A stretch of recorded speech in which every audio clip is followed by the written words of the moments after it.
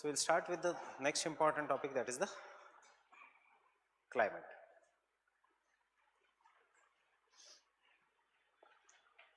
In the climate,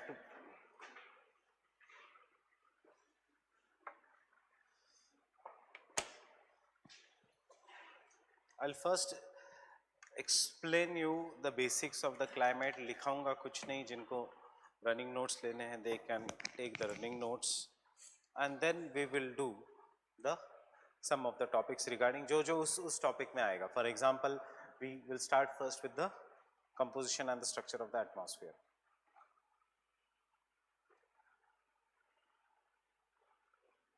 So when we look at the composition of the atmosphere, the composition of the atmosphere you already know is the gases. After that, water vapor and the particulate matter, that is particulate matter 2.5, या particulate matter, या what are known as the atmospheric dust particles, we will call them as, which are suspended in the air. So because they are suspended in the air, they are known as aerosols. Fine. Now you already know there are gases. Are nitrogen is the most dominant gas, followed by oxygen, followed by CO2, followed by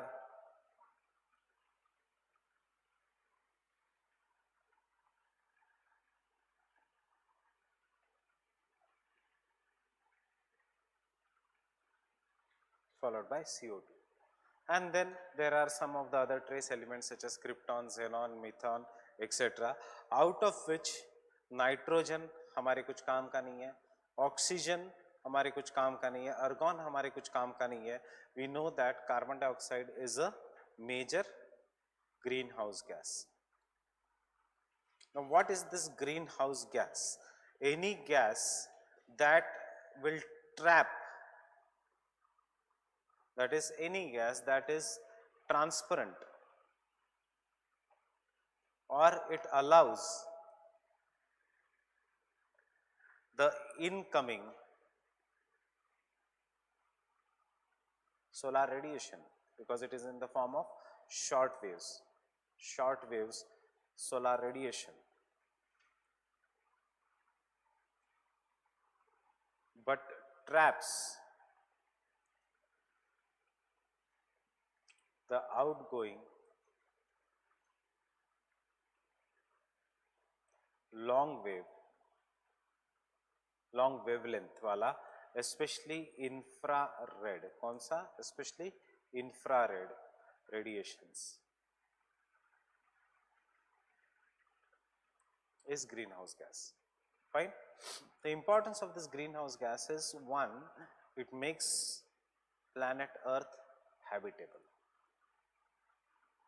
Why? Because it increases the temperatures on the Earth. It makes the Earth habitable. It increases the temperatures on the Earth, and therefore it is because of the carbon dioxide that as average temperature of the Earth is somewhere around 21 degrees Celsius. Had there been absence of the carbon dioxide, कहाँ पे काम आएगा ये सब चीज़ें? ये सब चीज़ें आपको आंसर राइटिंग में वैल्यू एडिशन होगी. ऑब्वियसली मुझे नहीं लगता कि ज्योग्राफी ऑप्शनल में अब वो आएंगे, right a short note on the composition and the structure of the atmosphere. They will not ask you this easy questions in optional. So absence of CO2 would have made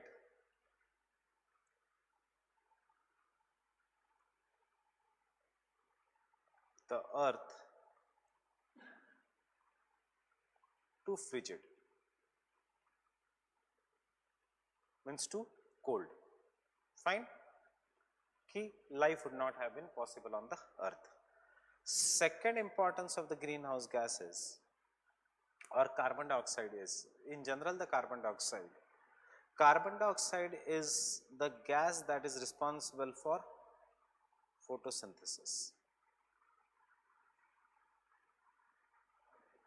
and because of the photosynthesis there is a food production on the Earth, which supports the life.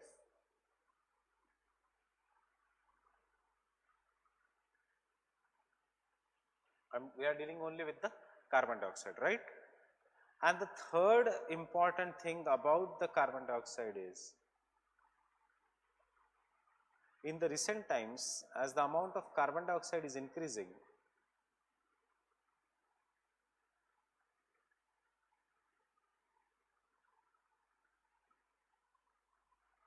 that is the anthropogenic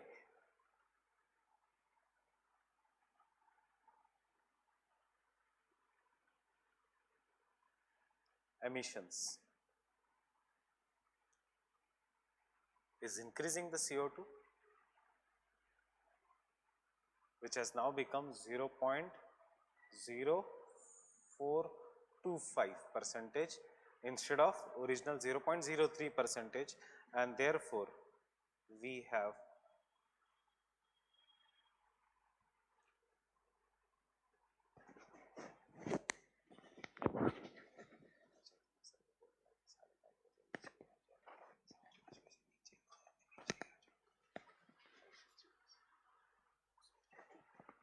इस building में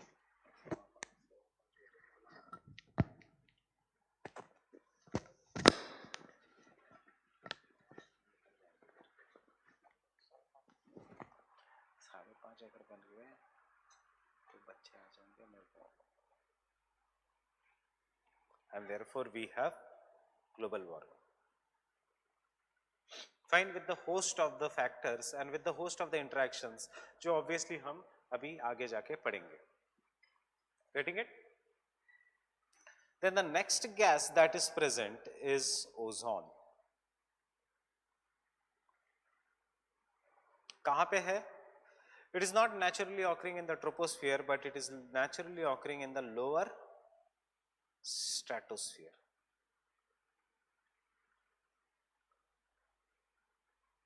Lower stratosphere between the heights of 15 to 30 kilometers from the ground, जिसको हम कहते हैं known as ozonosphere.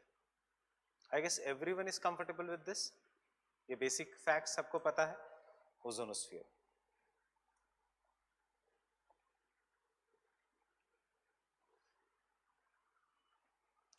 ये natural जो ozone है, which is present in the lower stratosphere, is what is known as a good ozone. Right? Why good ozone? Because it blocks ultraviolet radiations. It blocks the UV radiations, the harmful radiations that are responsible for the skin cancers. अब recently एक किसी तो cricketer ने कहा था he was suffering from the skin cancer.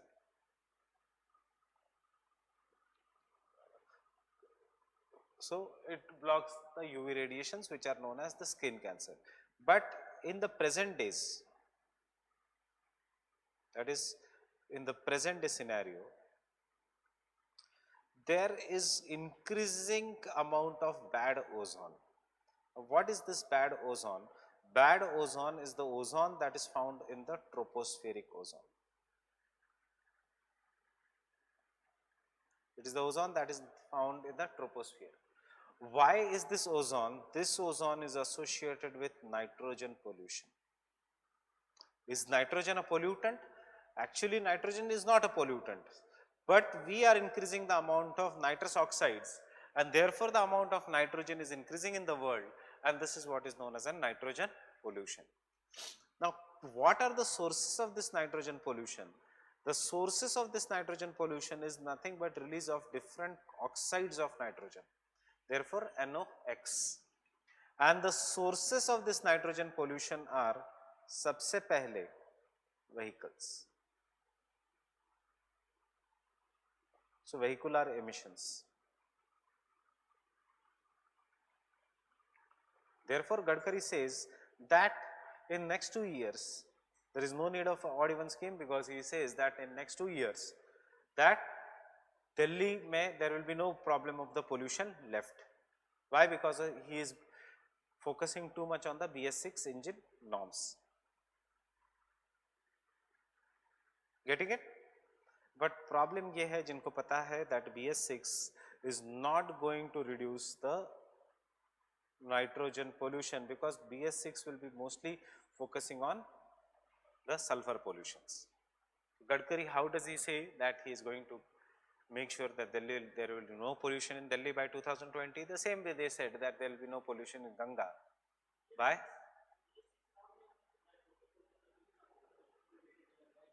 20 to 30%. Sulphur pollution कम होगा 80% से, comparatively कम होगा, बट बिल्कुल पोल्यूशन नहीं होगा, ruled out. Delhi will be a totally clean city नहीं, जैसे गंगा भी क्लीन होने वाली थी 2 साल में, right? The same thing is there.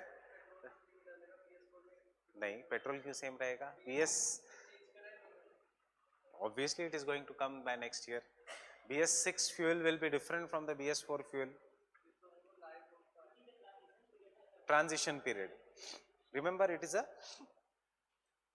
but transition period के साथ साथ vehicles भी बढ़ेंगे, so total zero pollution तो कभी नहीं होगा, क्योंकि उसके लिए you will have to go to electric vehicles, but obviously बहुत कम हो जाएगा pollution. It is going to see there will be large scale pollutions will be lesser. BS6 गाड़ियाँ आ रही है ना,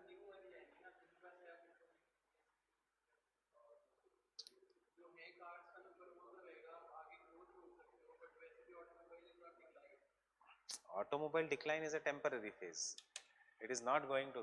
दिवाली आने दो, कुछ डिक्लाइन नहीं दिखेगा इंडियंस को, कोई रिसेशन नहीं होगा. yesterday I was listening to one NDTV का प्रोग्राम कि मार्केट्स में ये बुरी हाल है, ये है, वो है. दिवाली आने के बाद सब कुछ सही हो जाएगा. कितना कंज्यूम भी करेंगे लोग, रिसेशन तो होगा जब एक्सेस कंज्यूमरिज्म होगा. एंड सी जो सिटीज है, जो दिल्ली जैसी सिटीज है, majority of the population here will not keep the vehicles for more than 2-3 years. वो कहीं बाहर चली जाएगी, एटलीस्ट कोई नई गाड़ियाँ आएंगी, जितना नया वर्कफोर्स आएगा नई गाड़ियाँ आएंगी. जो पुराने इंजन्स थे उनको, उनके अंदर BS6 फ्यूल जाएगा, BS4 इंजन्स में BS6 फ्यूल जाएगा, तो ऑब्वियसली इफ जीरो नहीं तो एटलीस्ट 20%, 30%, थोड़ा तो पोल्यूशन कम होगा. It is not, you cannot be so pessimistic. Logic क्या चाहिए उसमें?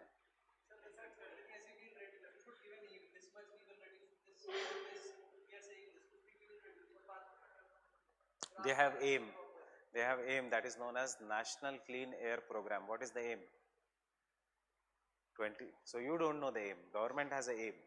National Clean Air Program says that we are going to reduce the particulate matter 2.5 by 30 to 40% by 2023 compared to 2017 as a base level. Aim hai. We have aim that BS6 engines are going to reduce the pollution, sulfur oxide pollution by 80%, nitrous oxide pollution by 30%. We have aim that is green crackers. We have aim that is the energy efficient buildings. We have aim Griha index. सब कुछ एक साथ नहीं हो सकता in the governance. That is the difference. That is why बाद में जाऊंगा कि कभी भी साइंटिस्ट नहीं आने चाहिए. Bureaucrats have to be there.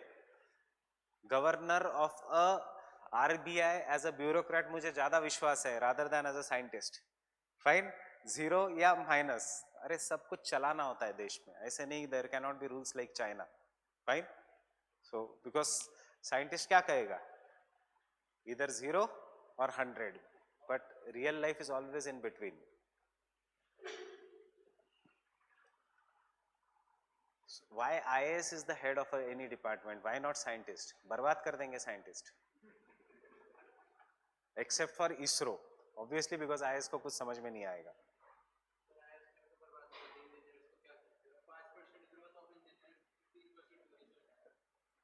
Who is asking you?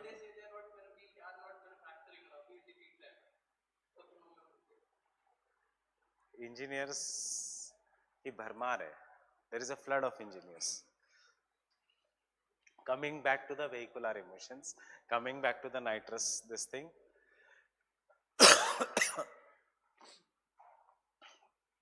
One of the reason is vehicular emissions. The other reason is biomass burning. And this biomass burning, you can remember, it can be in the form of both waste burning या stubble burning. It can be anything. It can be any kind of an biomass. It can be waste, it can be stubble burning, or it can be forest fires. Amazon ka forest fires. It can be anything.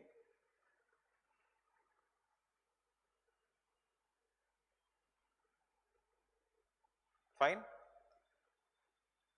The third reason for the nitrogen pollution is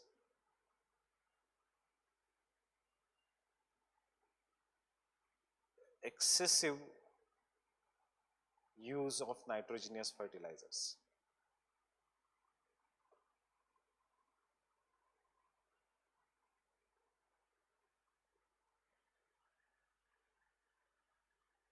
Getting it? Excessive use of nitrogenous fertilizers.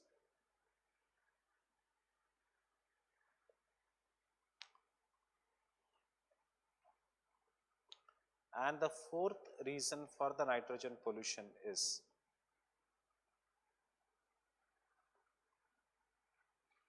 animal husbandry industry. Methane to hai like yesterday, but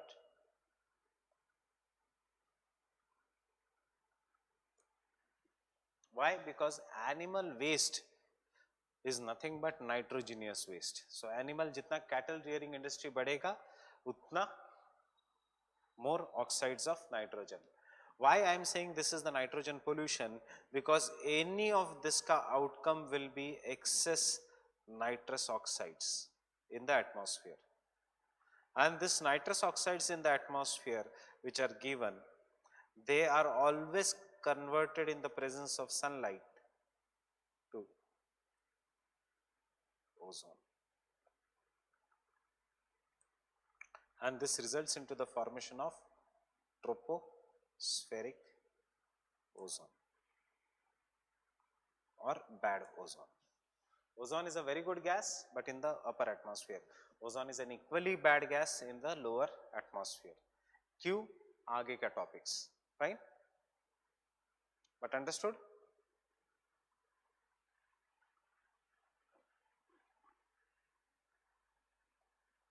Understood this diagram?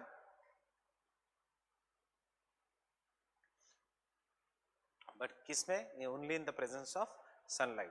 So nitrogen pollution is jitna stronger is the sunlight, utna stronger is the nitrogen pollution. So can I say nitrogen pollution is particularly severe in the tropical countries like India rather than in the colder regions of the world?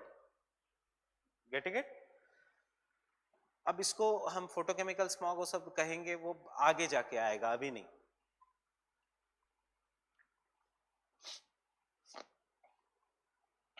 Then the important feature is the water vapor.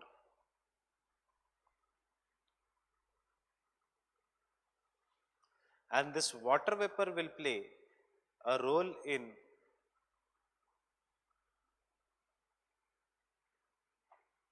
hydrological cycle. That is why I am doing this exercise today. You should know what is there in the syllabus and what is not there. ये दिया है syllabus में, hydrological cycle. Fine. It plays an important role in stability of the atmosphere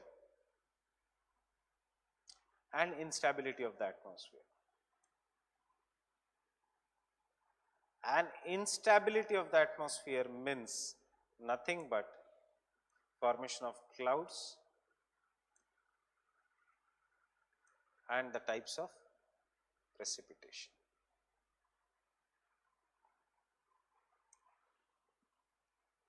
Stability मतलब generally dry condition. बस इतना आज के lecture से you can take out कि stability मतलब generally dry conditions, and ये बहुत सारे reasons के कारण form होगा. One of the outcome is fogs of the stability.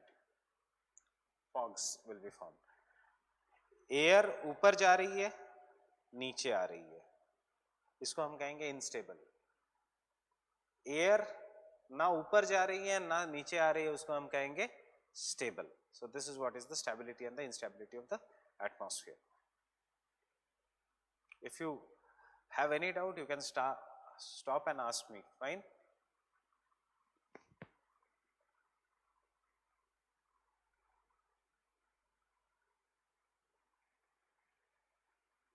and obviously water vapor is also a important but naturally occurring greenhouse gas.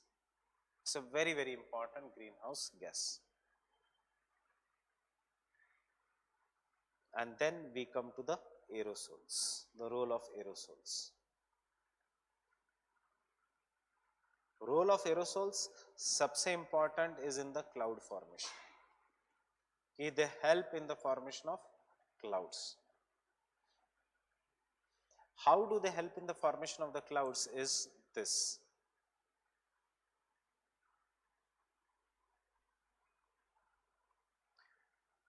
The topic we are doing here right now will require generally around 2 to 3 classes in GS. इसलिए कोई doubt है तो मुझे पूछ लेना. Fine. There are numerous aerosols in the atmosphere.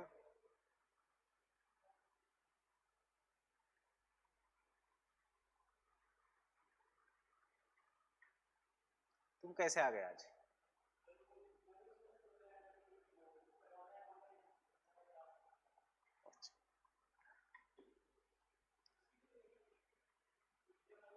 खत्म हो गया oceanography. This is, we have started with climate.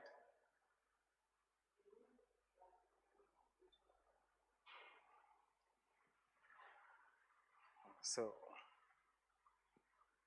aerosols are present in the atmosphere, they are suspended in the atmosphere. Water vapor due to evaporation, that is global hydrological cycle, the water vapor due to evaporation will go up. This water will start cooling at the rate of 5.5 degrees Celsius for every kilometer or 10 degrees Celsius for every kilometer. भूल जाओ अब 6.5 degrees Celsius. So सबसे पहले निकाल दो दिमाग में से कि there is something known as environmental lapse rate. Environmental lapse rate is there, but a parcel of air which is going up and down, जो हम अभी तक GS में पढ़ते हैं, that they cool at the rate of 6.5 degree Celsius will never cool at that rate. The parcel of air, if it is dry air, it will cool at the rate of 10 degrees Celsius for every kilometer, which we will call this as dry adiabatic lapse rate. We call them as the dry adiabatic lapse rate. Fine.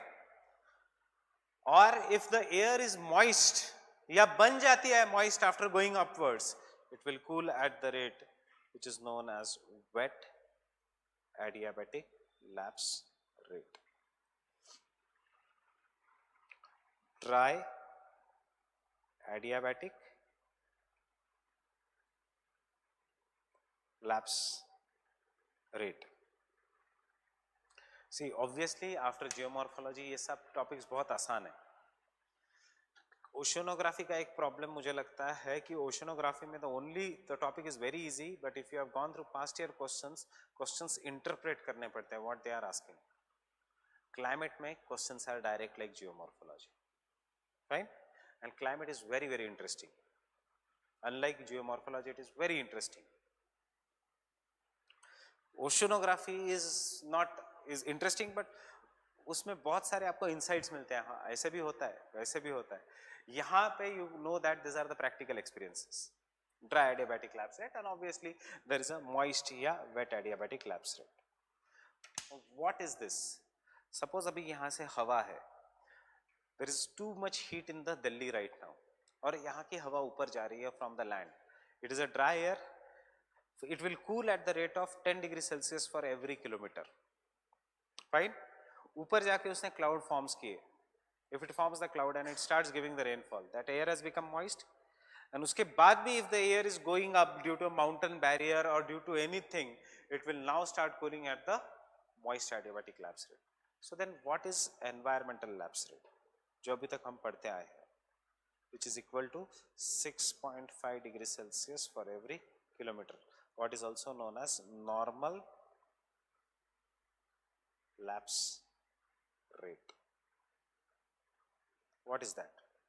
That is nothing but कि if this is in my individually ground, ये मेरा sample ground है. In this ground, अगर आप यहाँ पे हो, air is not moving, you are moving. So 1 kilometre ऊपर जाने के बाद कितना temperature decrease होगा? और 1 किलोमीटर जाने के बाद कितना टेम्परेचर डिक्रीज होगा? That is in the static air. If the object is going up and down, it will always experience cooling by the rate of environment. But the air parcel itself will always cool at the rate of dry and wet adiabatic. Means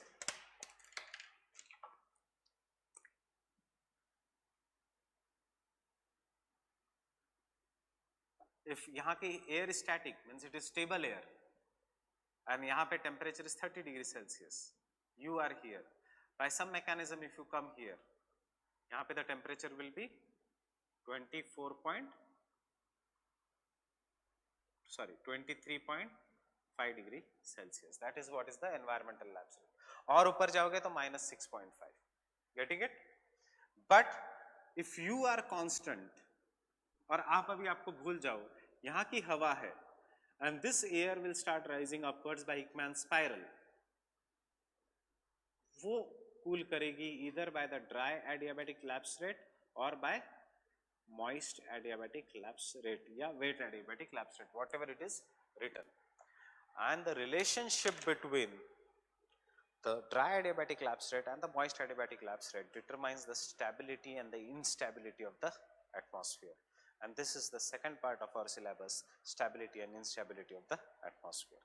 That is, we are expected to know this dry and the moist adiabatic lapse rate. Understanding the difference between environmental and the dry moist adiabatic lapse rate? नहीं? Suppose you are in the rocket and आप ऊपर चली गई, हवा वैसे ही है, हवा नहीं ऊपर जा रही है. So the temperature is going to decrease by 6.5 degrees Celsius per kilometer. Fine? But the air, if it is going upwards and downwards, uska temperature decreases by dry and moist adiabatic lapse. देखो, you will understand with this example.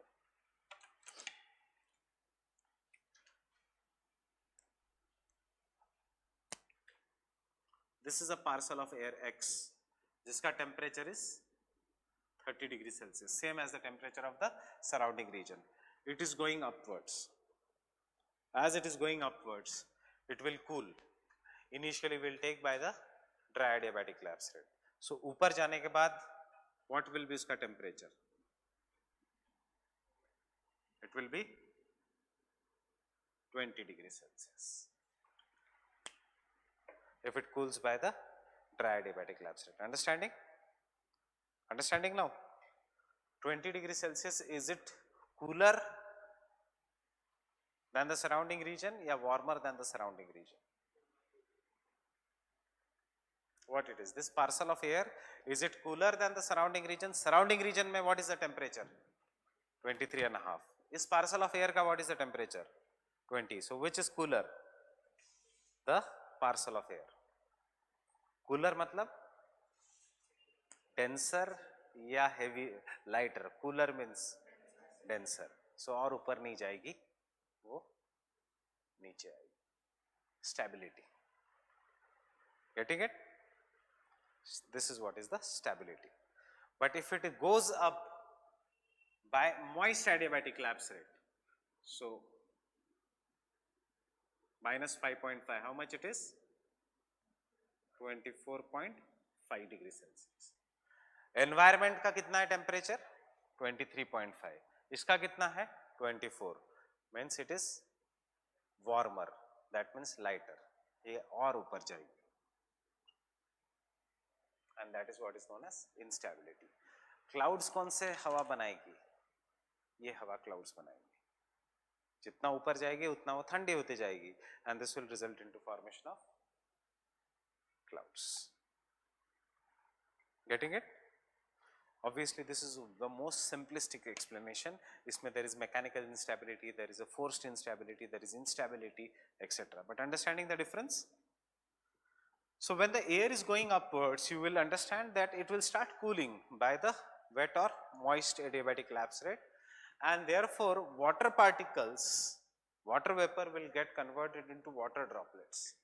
And this water droplets, because it is a liquid या solid matter या ice, उनको कुछ तो एक resting place चाहिए. जैसे हवा को इस रूम में resting place नहीं चाहिए, but water requires a resting place.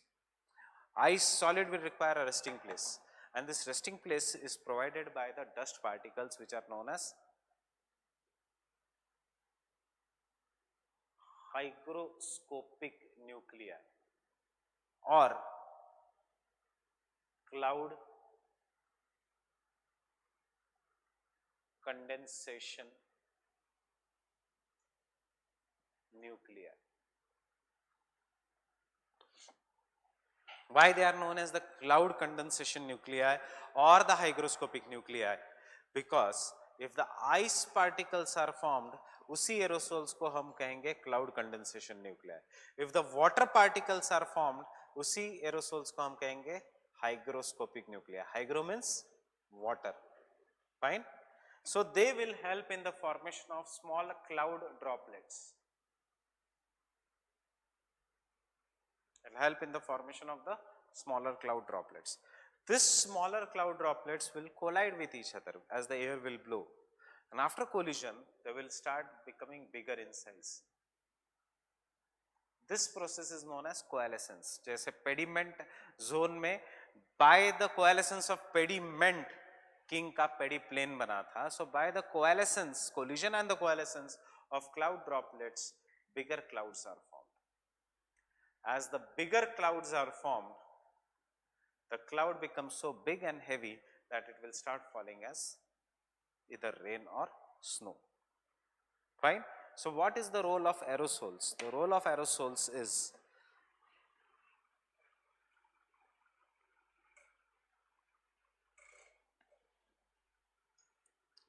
first, they act as cloud condensation nuclei or hygroscopic nuclei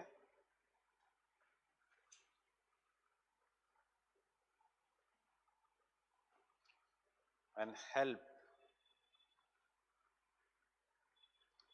in the formation of clouds. अब कैसे clouds बनेंगे? Understood this process? That depends upon whether where you are. If you are in the temperate regions, that is formed by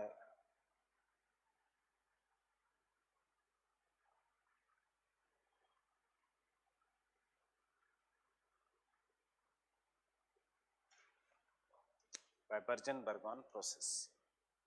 मतलब एक theory है, theory of cloud formation. Fine. Collision coalescence theory. And if you are in the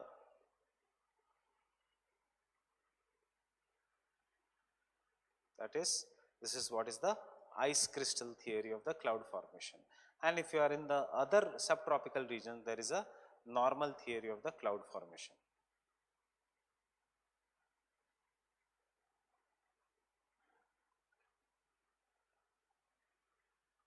Fine.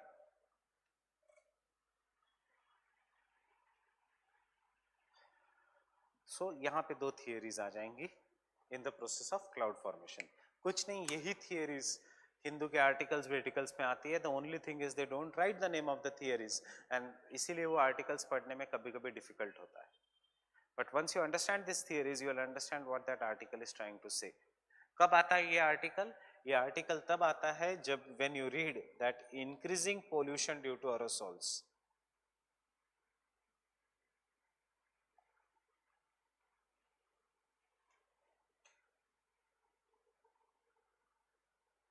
is reducing the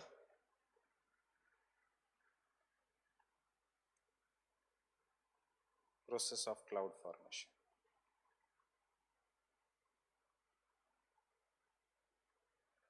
So Hindu कहता है कि there are less ice crystals, super cooled water droplets in the sky, and because of this the super cooled water droplets split into different parts, resulting into smaller cloud particles, resulting into no cloud formation. So कुछ नहीं, यही theory है.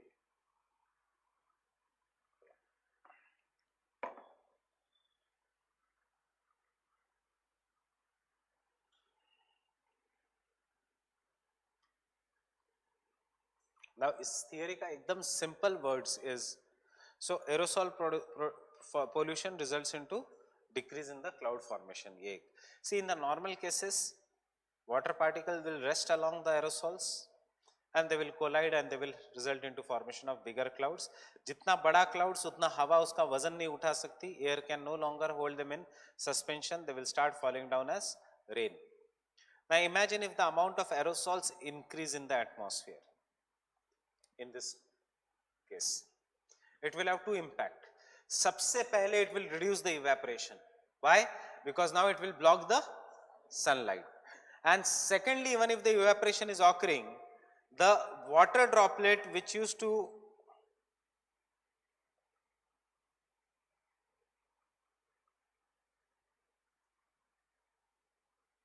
rest on this cloud, a single water droplet, now this water droplet will split between large number of aerosols. Understanding? जो पहले बड़ा water droplet बनना चाहिए था, it will get split and small water droplets बनेंगे.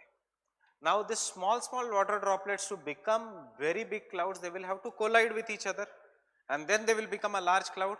But because ये छोटे हैं water droplets, sun rays इसको easily evaporate कर देता है. And because the sun rays इसको easily evaporate कर देता है, तो क्या नहीं होता? No cloud formation. Getting it? And third thing, what the aerosols result into is the global cooling, because it blocks the sunlight. Now just open your syllabus once.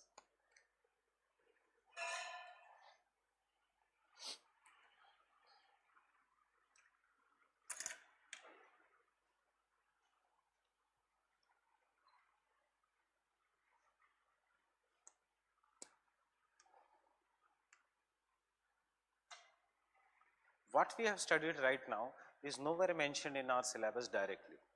That is, unlike GS, कहीं पे भी mention नहीं structure and the composition of the atmosphere. Directly हमारा शुरू होता है syllabus temperature and pressure belts of the world से. Second है heat budget of the earth से, a mathematical equation just like heat budget of the oceans. Third है atmospheric circulation, which is in the form of winds and the jet streams. Jet streams are nothing but the winds which flow on the height of 10 to 14 kilometers. Wind is horizontal movement of the air on the ground. What is wind?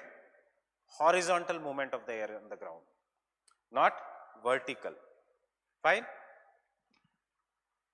फिर जो मैंने अभी कहा था atmospheric stability and instability, and then winds को इन्होंने different ways में classify किया है. Trade winds, jet westerlies, easterlies को they will call them as the planetary winds.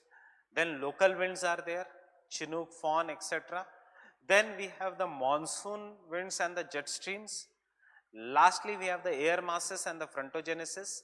What are the different air masses? Out of that, जो भी आप GS में पढ़ते हो, as it is, it applies here. There is no difference in the study of GS and in the study of this thing, except theories of the cloud formation जो extra आ गई यहाँ पे, and except air masses. So circle air masses. Air masses is one topic which is asked in detail in optional. In GS, those who have done, you know there are two kinds of air masses, continental and polar air masses. Fine.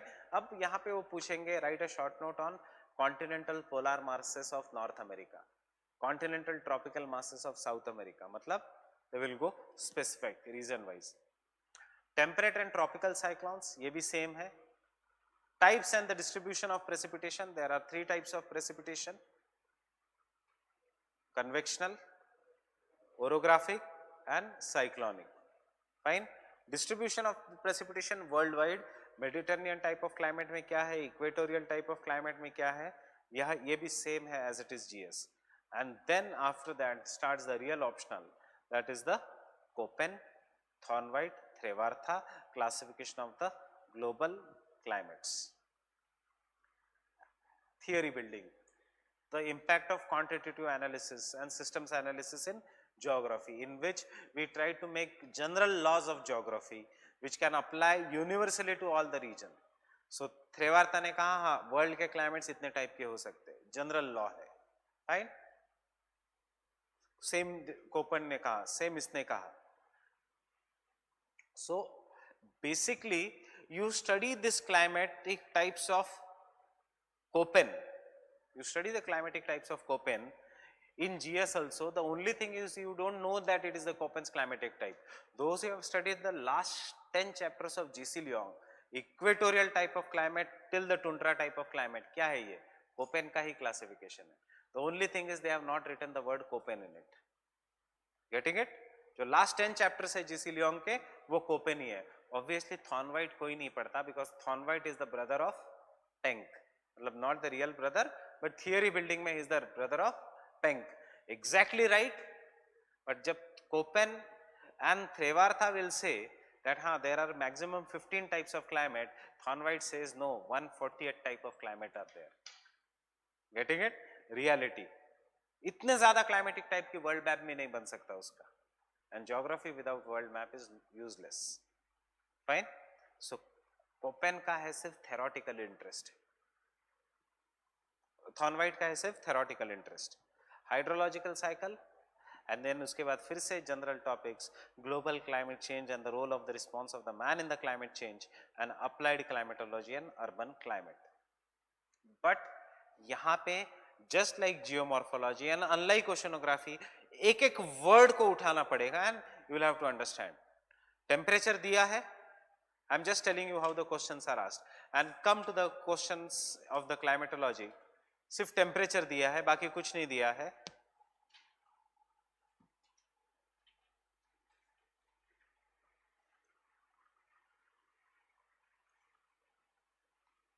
But look at the question of 2016.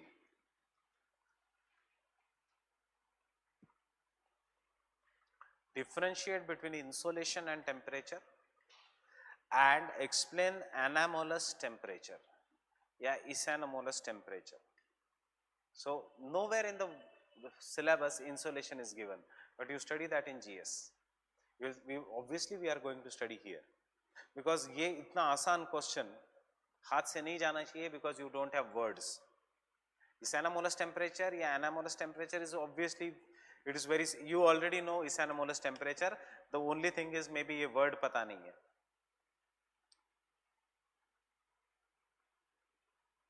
Europe, UK, fine. Africa, it is located at some latitudes. Maybe can I say the latitude is between 55 degree north to 60 degree north, right? यहाँ पे summer का temperature can I say should be 18 degree Celsius and winter का temperature should be less than 0 degree Celsius. But in the north west Europe, that is ये जो जितना भी shaded part है which includes UK etcetera, summer temperature is somewhere around 21 degree Celsius. Winter temperature is somewhere around 5 degrees Celsius. That is higher than normal. क्यों? हमने किया है ये due to the warming effect of the ocean currents.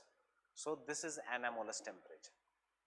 एक latitude पे अगर बहुत ज़्यादा variation है of the temperature due to certain reasons, that is what is known as anomaly. Anomaly means deviation from normal.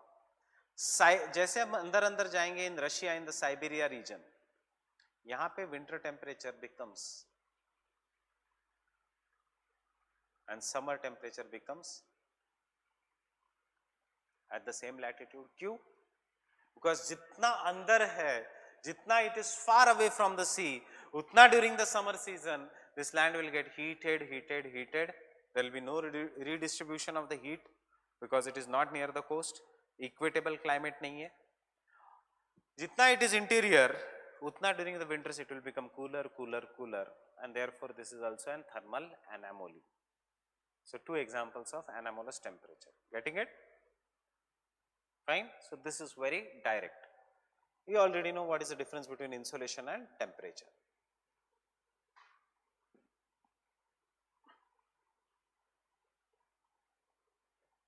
And मुझे लगता है basic idea of cyclones विक्लॉन्स तो पता ही है आपको, right? So with this background, any doubt till now? Aerosols, We are going to start with the first topic.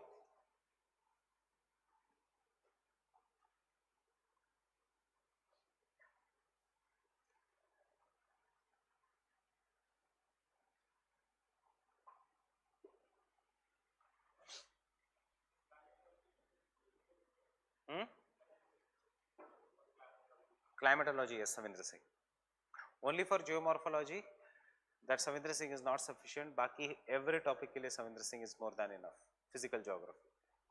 If you want to buy some special book on climatology, there is.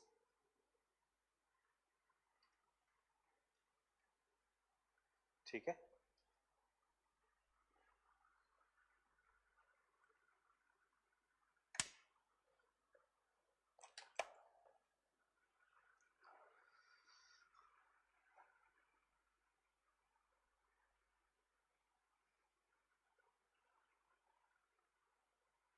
So tell me, what is the difference between weather and climate?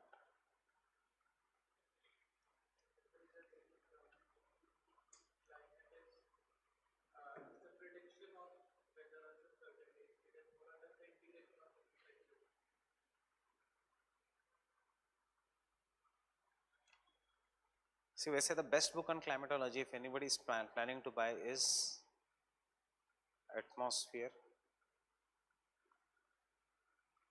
an introduction by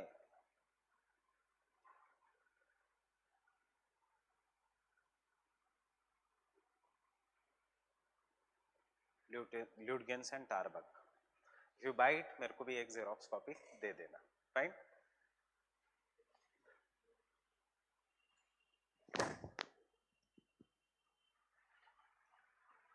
Tarbuck and Lutyens. So we will download it and share it with you. ऐसा कोई ज़रूरत नहीं. You see, foreign books की कोई ज़रूरत नहीं है. Unless एक हाथ topic है जो कल के जैसा था, which is a very generalized topic because our syllabus is designed as per Indian universities. So हमारे लिए Savindra Singh is more than enough. DS Lal if you want it for reference. वैसे कोई ज़रूरत नहीं पड़ती. खरीदना है तो extra book खरीदो, रूपा made simple. Rather than buying DS Lal or buying the Geomorphology by Savindra Singh, by Rupa made simple, both physical and economic, both. They are very old. Data is not, the concepts are same, data has changed. Concepts are same. Only in the economic geography. Why I am saying Rupa made simple? Because Rupa made simple, you should just read it the year you are writing the exam. मतलब एक बार पूरे की पूरी geography पढ़ ली, सारे test series दे दिए, उसके बाद लास्ट मोमेंट पे रूपा मेड सिंपल पढ़ो. रूपा मेड सिंपल के बाद आपकी लैंग्वेज खुद ब खुद सुधर जाएगी. You will write it in a much better language and that book will make the difference between 270 to 300. वो बुक आपको 270 देगा नहीं, 270 तक आपको मेहनत करनी है. वो बुक है सिर्फ वैल्यू एडिशन के लिए. Difference between coral coast and the low energy coast कहीं नहीं दिया है, सिर्फ वहीं से है. सूडो वॉल्केनिक फीचर कहीं नहीं दिया है, सिर्फ वहीं से है. एक हाथ question. Fine. And the language they have written. The authors, that book has not been reprinted since, see, not been changed since 1980, but still it is a very good book. और अभी भी आप कुछ समझ में नहीं आएगा वो book till the time you don't have mastered the subject. It is nothing but Rupa made simple is basically the difference between Lakshmikant and D.D. Basu. Constitution दोनों में ही है, but still D.D. Basu is the classic. Getting it? No need of buying any of that book.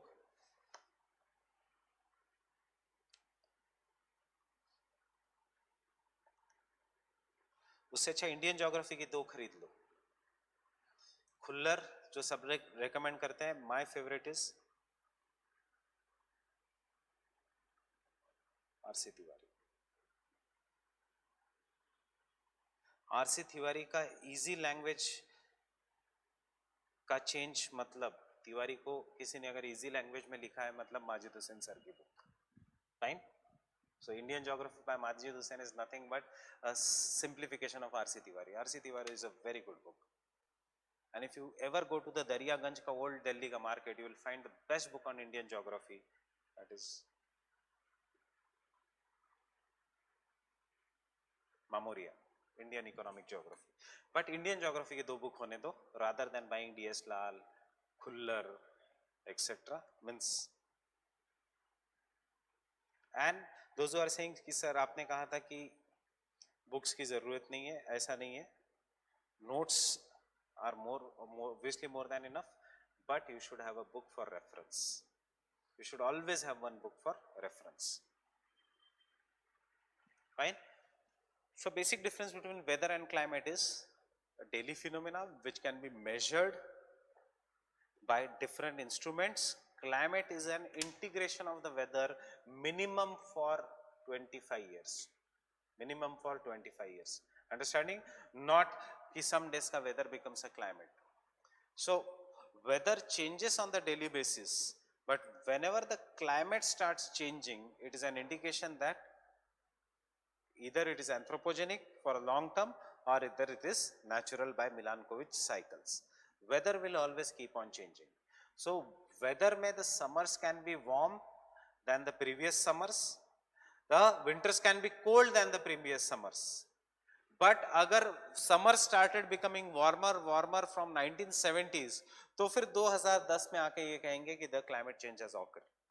Fine. And even in the climate change में the average temperature of the earth will be increasing due to global warming. But इस average temperature में अगर पहले summers is around 35 degrees Celsius, यहाँ पे summers can become 45 degrees Celsius. पहले if the winter का temperature is around 20 degrees Celsius, winter का temperature can become around 15 degrees Celsius. कितना हुआ? कितना हुआ? कहाँ पे हो रहा है global warming? Getting it? So अगर winters are becoming more severe, then also it is an indication of global warming, because winters is an indication of weather change. Summers are becoming more severe, winters are becoming more severe, but पूरा average of temperature of the earth, annual average temperature of the earth किसमें ज़्यादा बड़ा है? इसमें. So this is what is the global warming. This is why some students get confused कि इस साल सर्दी तो बहुत ज़्यादा है. सर ने लिखाया था कि during the global warming there will be more severe winters. ऐसे कैसे global warming? जब मैं लिखाता हूँ that it is the more severe winters, it means weather change, does not mean climate change. Getting it? Understanding? Everyone? So 2-3 basic lines regarding the weather and the climate. वो भी इसलिए because it is given in the syllabus. Otherwise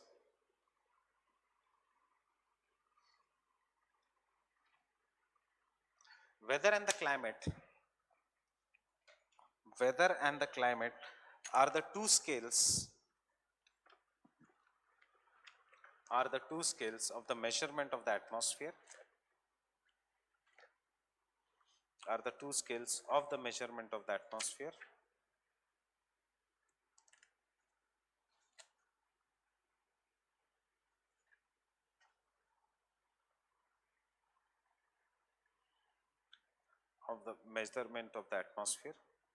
Weather denotes day-to-day or short-term state of the atmospheric variations.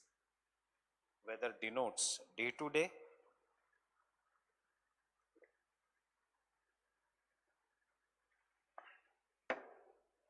or the short-term state of atmospheric variations.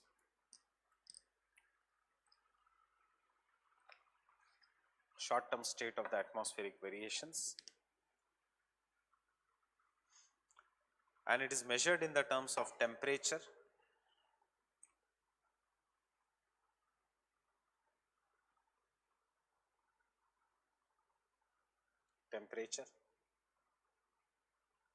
humidity, precipitation, visibility, etc.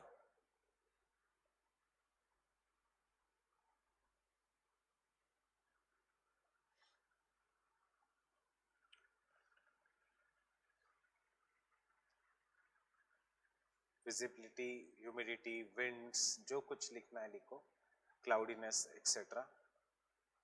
ये सब किस में आएगा? Weather में. You cannot determine the cloudiness in climate. आप नहीं कह सकते कि whatever is your birth year उस समय कैसा cloudiness था versus 2019. You will determine it only on the basis of today and tomorrow. Getting it? Weather and weather forecast is more of a practical influence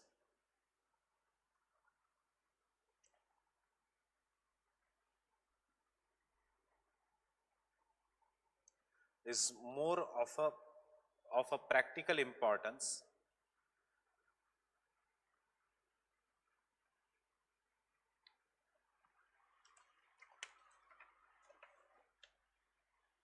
why I am making you write is not जो जो हमने लिखा है अब तक यहाँ से important है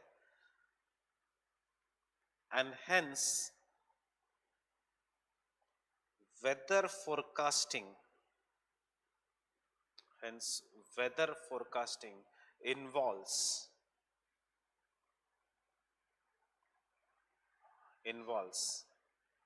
one observation tools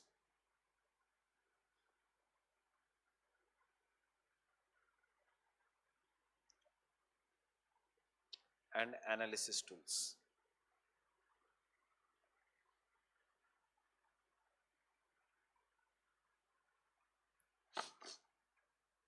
And analysis tools मतलब एक जिससे आप ऑब्जर्व करते हो डेली फिनोमेना, एक जिससे आप एनालिसिस करते हो.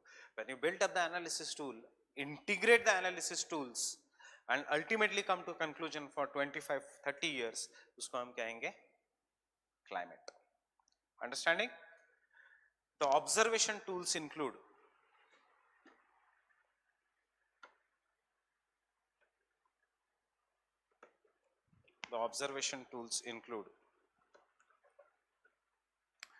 Doppler radar,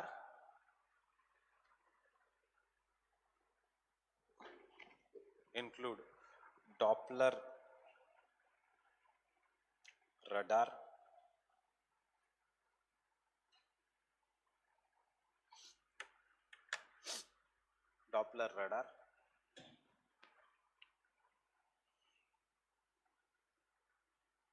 weather stations,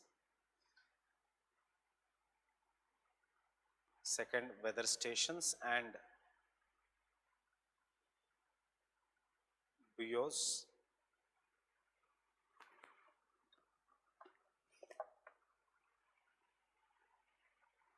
Third,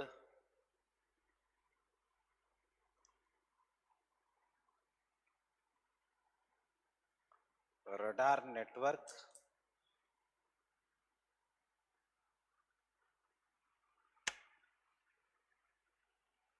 Ships and airplanes,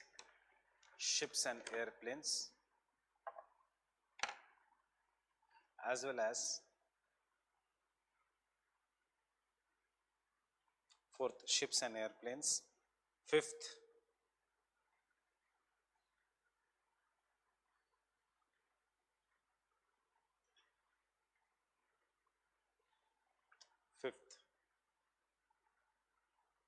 drop zones,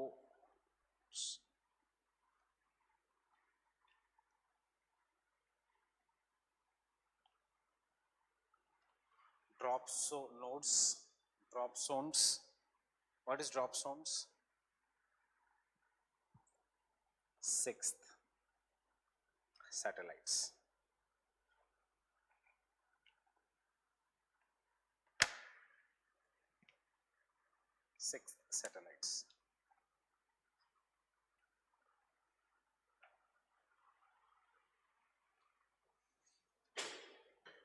You know what is weather stations? What are the BOs? सी में क्या? यस, शिप्स में कभी कभी सी में प्लास्टिक के कुछ कुछ फ्लोटर्स लगे रहते हैं. This are what are known as BOs. उससे क्या पता लगता है कि कितना सी लेवल राइज हुआ, कितना फॉल हुआ, कौन से सीजन में राइज हुआ, टेम्परेचर अगर ज्यादा है, जो अगर ज्यादा वॉल्केनिक इरप्शन है, so suppose there is a Mount Krakatoa which is famous for volcano, उसके ऊपर ये लगाया रहेगा. If the volcanic eruption has increased, if the heating of the earth has increased, Will the ocean water there increase heat? Because of heating it will increase. फट से सबको बोलेंगे कि देखो mount Krakatoa has a chance of becoming active. Be ready for tsunami anytime if in case it happens. Understanding? Radar network, very simple. कि radar network क्या है? Network of radars. What are radars?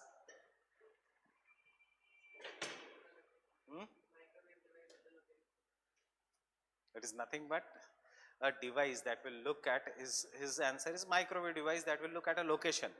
यहाँ पे it is a microwave device that will record the cloud formation, changes in the cloud formation, rainfall की intensity, heat budget of the earth, coming up of monsoon, going away of the monsoon, the position of the ITCZ. That is हमें ये सारे points use करने in the prediction of Indian monsoons. Fine? What is drop zones? There are many places जहाँ पे आप जा नहीं सकते. Maybe it is located in the interiors of the Himalayas, but वहाँ पे temperature क्या है? Or maybe it is located in the stratosphere. Maybe it is located in the mesosphere. How do we know वहाँ पे temperature कितना है? Balloon के साथ thermometer will be suspended. It will be connected by some method to the earth, and that balloon will go there. So वो balloon will go and drop in that region. वहाँ उसमें camera fitted होगा या उसमें thermometer fitted होगा. जैसे for example Vikram rover जब वो किसी और पे जाता है मून पे, we will call that as a rover. When the balloon is attached and it goes only in the regions which are inaccessible to the humans, and it will send उसका location, it is known as drop zones. Fine? What is Doppler radar and where is उसका use? What is Doppler effect?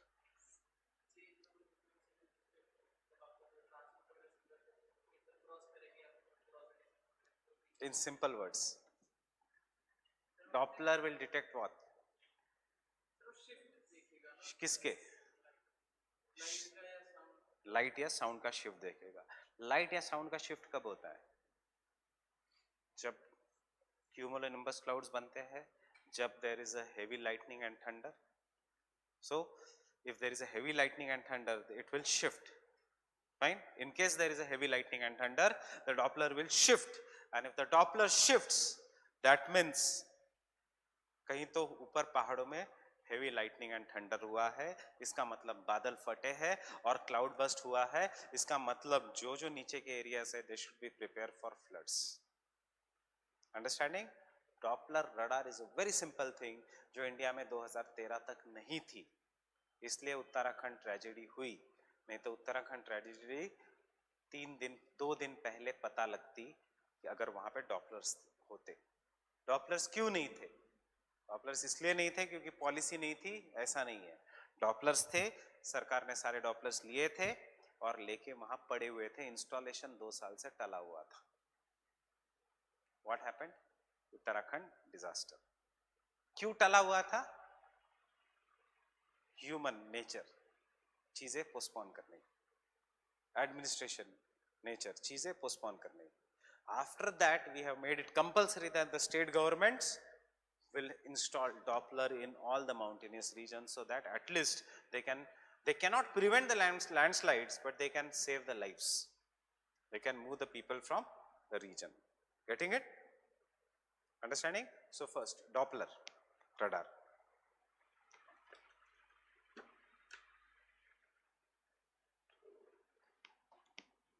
Doppler radar is used to determine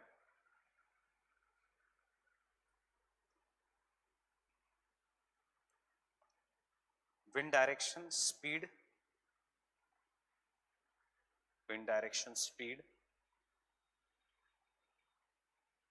comma, thunderstorms,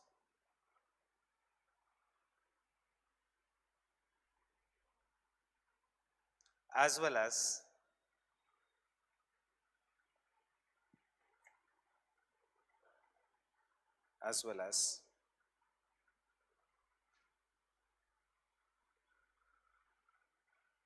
what did I write?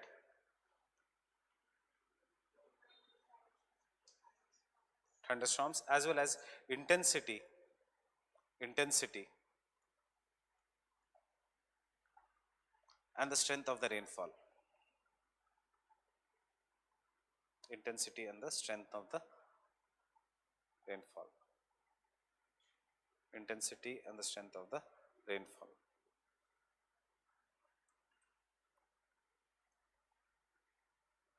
See, human nature क्या है? Search, ये official laptop है.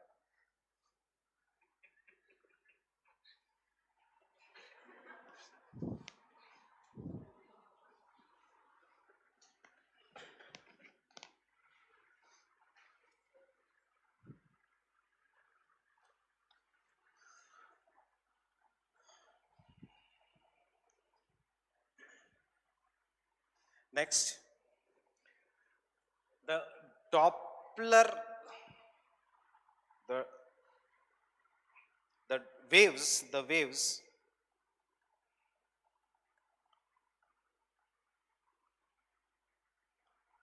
Doppler waves are reflected by something moving away. The Doppler waves are reflected by something moving away.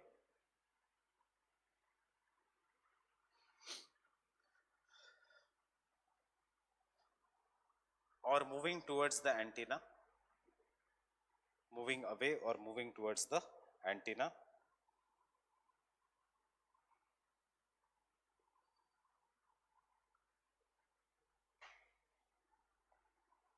And by this we can predict,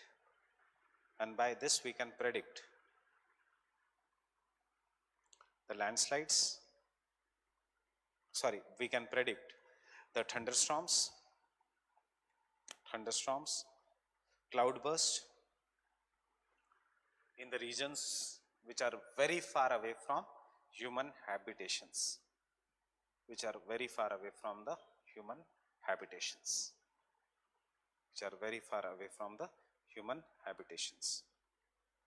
We have a look at the very quick video. My name is Liz Kite. I work here at the Met Office where I manage the Weather Radar network. I'm going to be talking to you today about weather radars, how they work, and how we make use of the data. So why do we have weather radars? Well, radar stands for radio detection and ranging. In 1935, Robert Watson Watt patented the first radar system, which aimed to locate enemy ships and aircraft if and when war broke out. It was soon realised these instruments were sensitive enough to measure precipitation, and weather radars were born. Radars use an echo sounding technique. They use the same... Understanding? Doppler, they will, if there is a rainfall, the waves will hit and they will be reflected back. So इससे आपको पता लगता है इधर there is a heavy rainfall, snowfall. जितना ज़्यादा rainfall, snowfall is heavy, उतना fast the echoes will be. जितना light it is, उतना there will be gap and उतना कम इससे the echoes will be. Getting it? पहले they used to work only on the sound waves. Now they use the electromagnetic waves also. Antenna sends out a pulse of electromagnetic energy and receives the return signal. A narrow beam of energy is sent out and travels at the speed of light until it hits the target. The more reflective the target is, the greater the return echo. The distance between the target and the radar can be worked out from the time taken for the pulse to travel there and back. Water droplets and rain are really good targets because they're excellent at reflecting radar signals. The more intense the rainfall, the more water droplets are present and the stronger your return. Processing at each radar site, as well as here at the Met Office, works to convert the strength of these return signals into rain rates, which gives us the radar data and forecast that we see every day. Different colours in radar data indicate the reflectivity of the rain. Reds indicate a strong return. This is what you see in Hindu या any newspaper on daily basis. They are nothing but the reflectivity. ज़्यादा reflectivity मतलब ज़्यादा clouds. Fine? कम reflectivity blue color मतलब कम clouds, come chances of rainfall. This is how it is used in the daily weather patterns. Lots of water droplets are present, which indicates heavy rainfall. Blues signify weaker return and much lighter rainfall. The Met Office weather radar network consists of 15 radars located throughout England, Wales, ये England का है. We are not concerned with this. Each radar collects data out to 255 kilometers. Radar come in all shapes. Right? Now, why this is important is because 6 hours afterwards, the cloud burst, the Bhagirathi started flowing like a flood. 6 hours afterwards वो केदारनाथ के बाद बारिश हुई। अगर Doppler होता तो पता लगता कि जैसे जैसे क्लाउड्स नीचे की तरफ आ रहे हैं। हमारे पास डॉपलर नहीं था, इसलिए हमारी यात्रा चल रही थी। Getting it? So next point, Doppler radars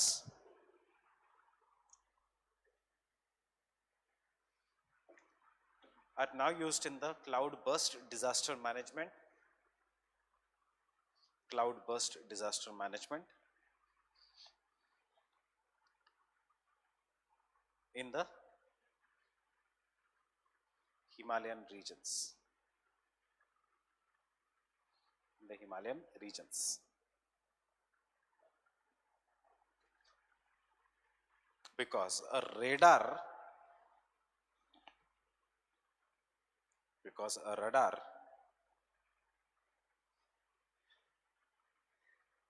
is used to determine the weather conditions even in the far off locations.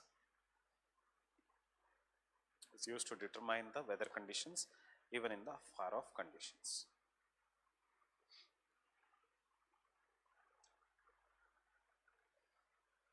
Far off conditions.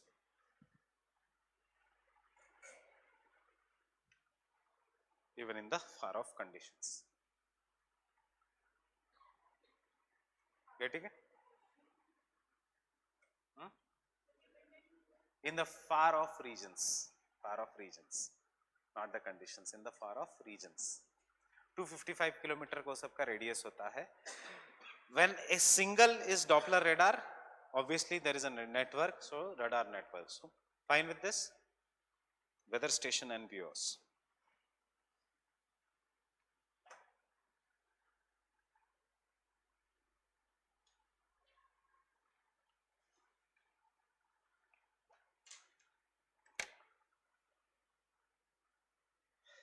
This record the weather parameters at the fixed locations. This record the weather parameter at the fixed locations.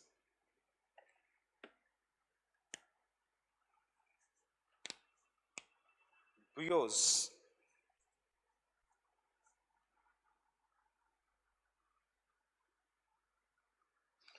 are present in oceans and lakes. Oceans में obviously seas भी आ गए. Oceans and lakes to measure water temperature. Measure water temperature, height of the sea level or height of the water level, including waves, and generally are used in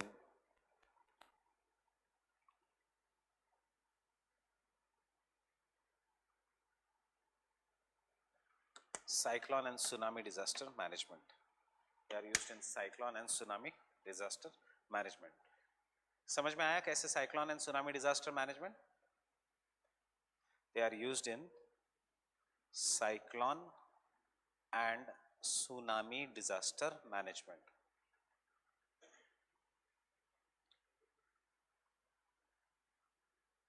Water level, waves, temperature in the seas and the oceans, and used in cyclone and tsunami disaster management, because before tsunami and before cyclone sea का temperature ज़्यादा हो जाएगा. Fine? So depression कैसे develop हो रहा है in the Bay of Bengal region etc. is recorded by the bureaus. Fine? Next, drop zones. समझ में आया? Far away locations, fixed locations. Fine? No doubt here. Drop zones collect information across the atmosphere.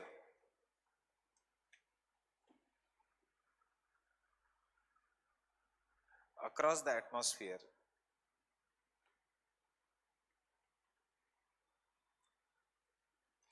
When they are dropped from balloons or planes.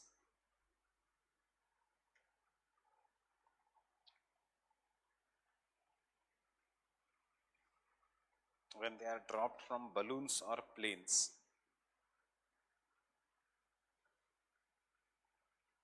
Drop zones,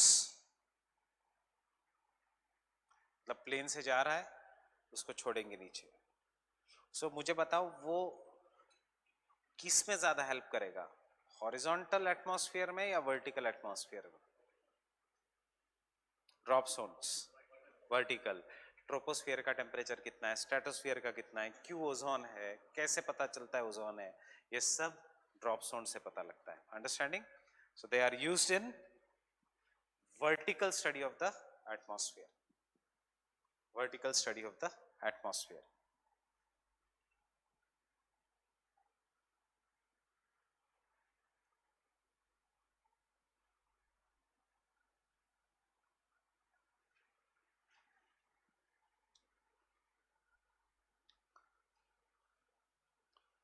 ships and airplanes को हम कहेंगे in climatology as moving weather stations, because जहां जहां जाएंगे वहां का हमें weather पता लगेगा. Nothing not much important for exam. Moving weather stations.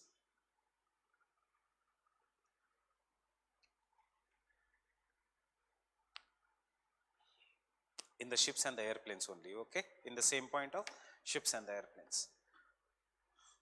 The mapping of the Indian Ocean, the mapping of the Indian Ocean,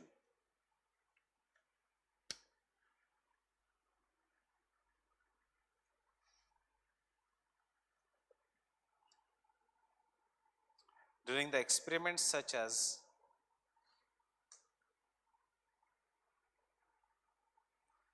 MONEX,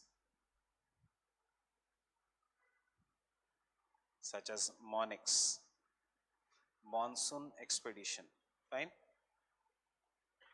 MONEX has given us a understanding of, has given us the understanding of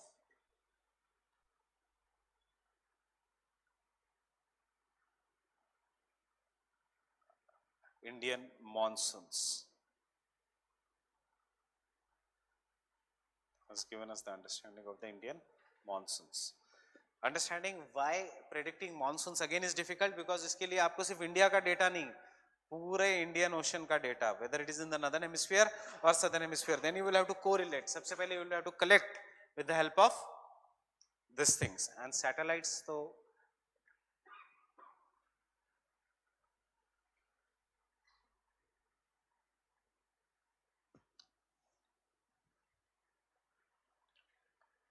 you already know what is the work of satellites, right from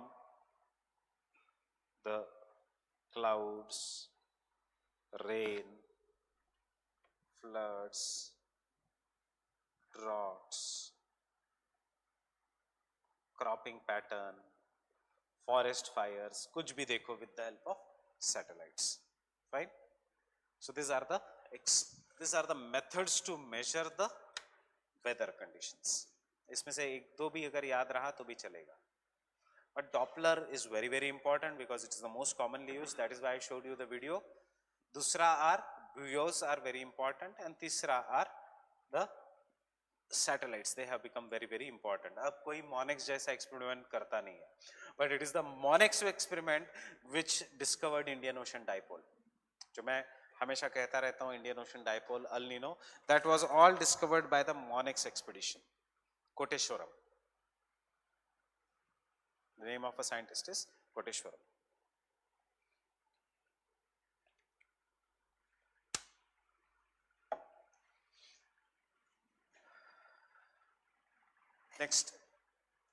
Next line. When the weather conditions with the help of tools, sorry, मैंने सिर्फ आपको observation tools बताए, right, analysis tools. What are the analysis tools? जिससे आप analysis कर सकते हो weather conditions का. वेदर को कैसे एनालिसिस करोगे? सिस्मोग्राफ से. बहुत ही सिंपल है analysis tool.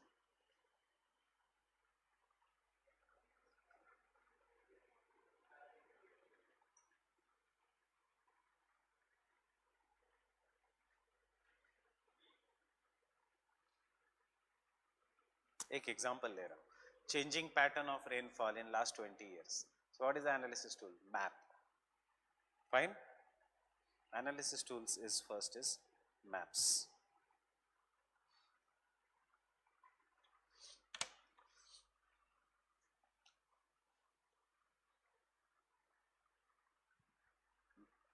Maps can be used for both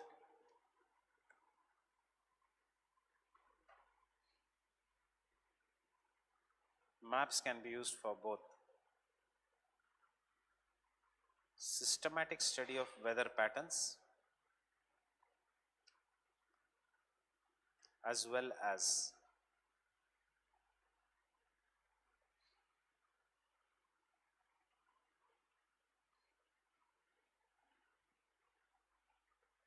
aerial differentiation. Systematic study as well as aerial differentiation. Don't get afraid by these words, ये हमारे syllabus के ही words है. Systematic geography is the study of geography as a whole. Geomorphology, climatology, oceanography, ये है systematic geography. जब आप systematic geography को break करते हो as per regions, उसको हम कहते हैं regional geography. Geography of Asia, geography of India, geography of Tamil Nadu, geography of North India, वो है regional geography. और रीजनल ज्योग्राफी को स्टडी करने के बाद जब आप कंपेयर करते हो geography of India versus the geography of USA और उससे कुछ कॉमन पॉइंट्स निकालते हो, it is known as areal differentiation. मतलब इसका meaning is very simple. Maps can be used to study both the general geography, world geography as well as regional geography. उसी को मैंने थोड़ा कॉम्प्लिकेटेड वे में दिया है so that you get familiar with the words. Systematic geography is complete geography. Aerial differentiation is regional geography. Fine.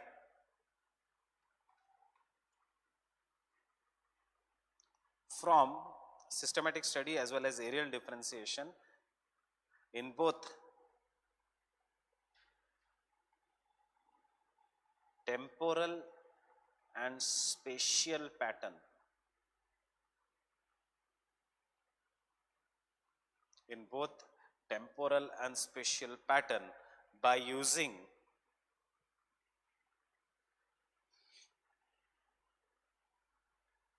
isobars,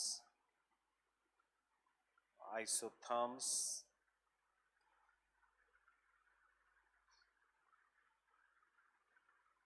isoheights,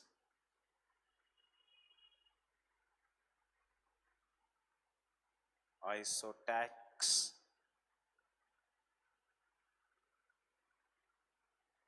etc. बस इन चार चीजों का पता होना चाहिए. Isobars pressure, isotherms isohyets rainfall, आइसोटैक्स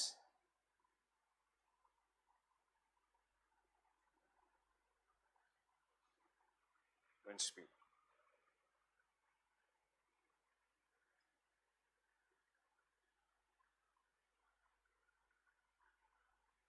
isohels sunshine.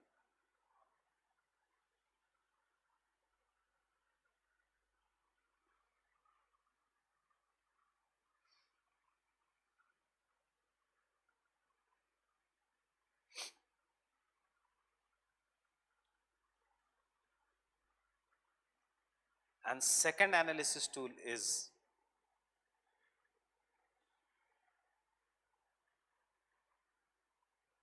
computers.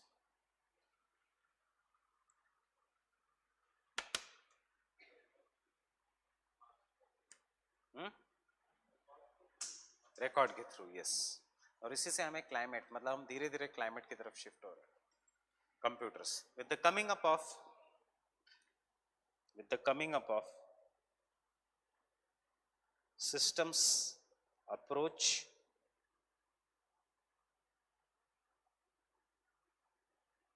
and quantitative revolution and quantitative revolution. Quantitative मतलब quantity, मतलब data, उसको कैसे यूज किया गया, रिवोल्यूशन कैसे यूज किया गया, computers. Fine, quantitative revolution is not possible without computers. नहीं तो डेटा आपके कुछ काम का नहीं, इतना ज्यादा डेटा अब उसको एनालिसिस करोगे, मैथमेटिकल मॉडलिंग करोगे, who can do it, human brain? No, it is done by computers. Fine, उसी को हम कहते हैं क्वांटिटेटिव रिवोल्यूशन या systems analysis. With the coming up of systems approach और and quantitative revolution in geography, the role of computers increased. Role of computers increase, which can study, full stop, full stop.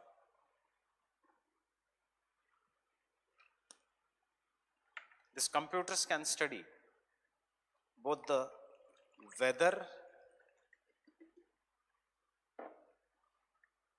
as well as climate of an regions,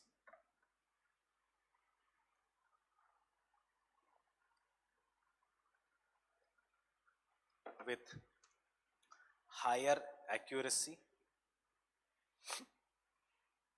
with higher accuracy.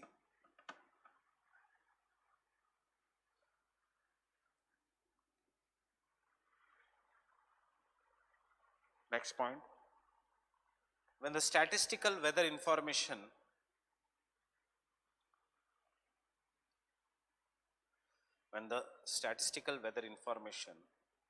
is integrated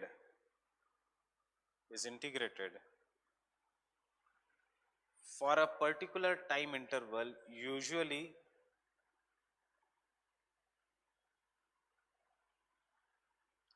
30 years,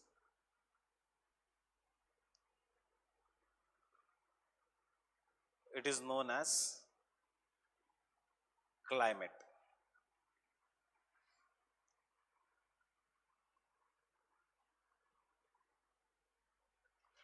Does the climate determines or describes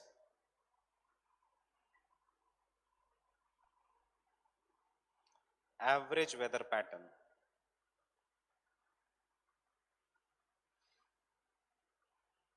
Average weather pattern क्या है? Average weather pattern, Antarctica is hotter, colder than India, average weather है ये. Fine. या Europe is colder than India, ये है climate. Weather क्या है? Heat waves in Europe are where hotter than India, this is weather. इस साल एक एक्सेप्शन था, बट क्लाइमेट क्या है? India is a monsoon type of climate. Europe हमेशा इंडिया से ठंडा होगा, उसमें कोई ये नहीं कहेगा क्योंकि इस साल हीट वेव्स थे इसलिए यूरोप गर्म रहना शुरू हो गया. Fine, that is the climate. Climate is used to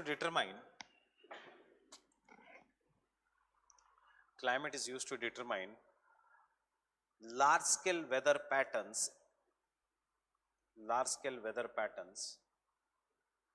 in the terms of years, decades,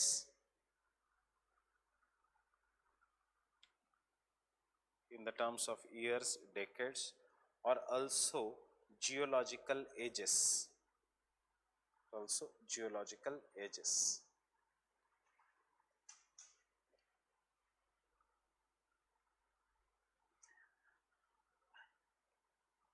Any change in the average climatic conditions,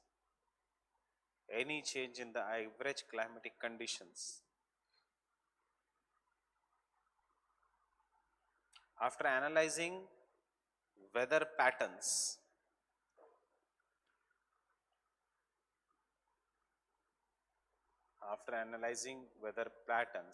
is known as climate change.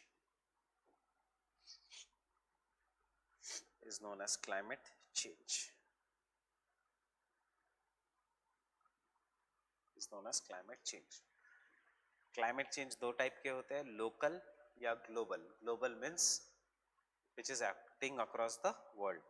Because of the global climate change which is caused due to the greenhouse gas emission, हम कह रहे हैं temperature बढ़ रहा है, इसलिए global warming. Global warming is an outcome, climate change is a phenomena. Fine with this?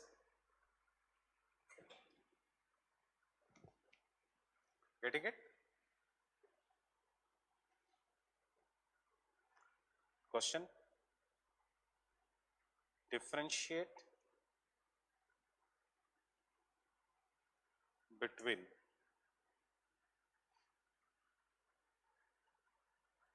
weather and climate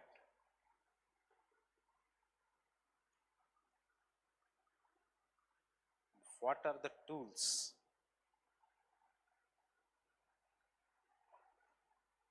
available to study climatic patterns.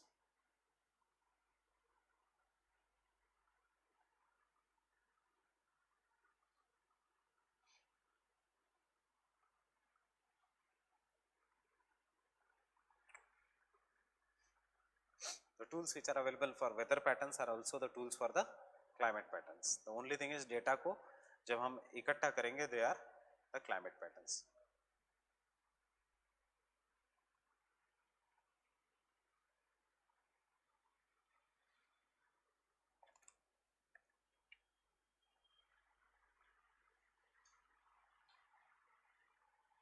Clear here? मतलब बच्चों जैसा नहीं है वो.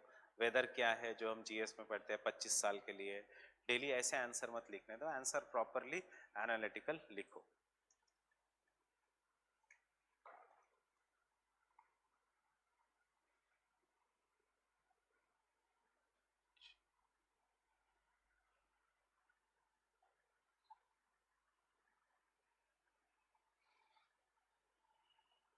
We are going to study 4 topics in this: insolation and its factors,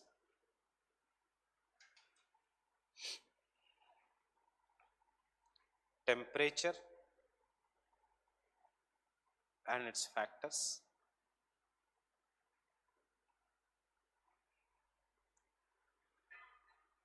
temperature inversion and the types of inversion, and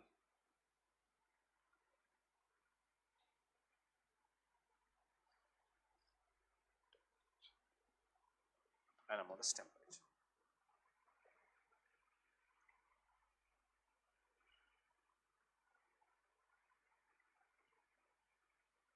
Fine. So break down your syllabus and ये 4 अगर topics ready है तो फिर you can write any answers on this.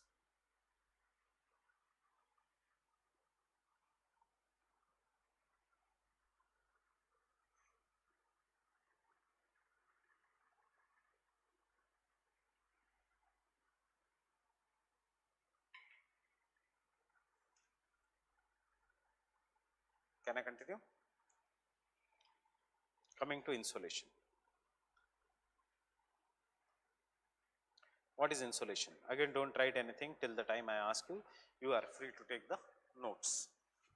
What is insolation? Insolation is nothing but incoming solar radiation. Kitna amount of sunlight comes from the earth is what is known as an insolation.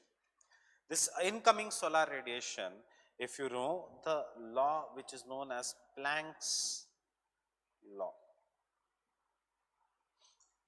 What does the Planck's law says? Abhi exam mein mat likho Planck's law.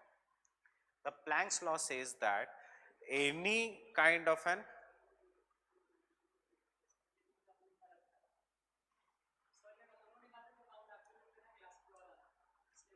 उसको बोलना class खत्म हो गई.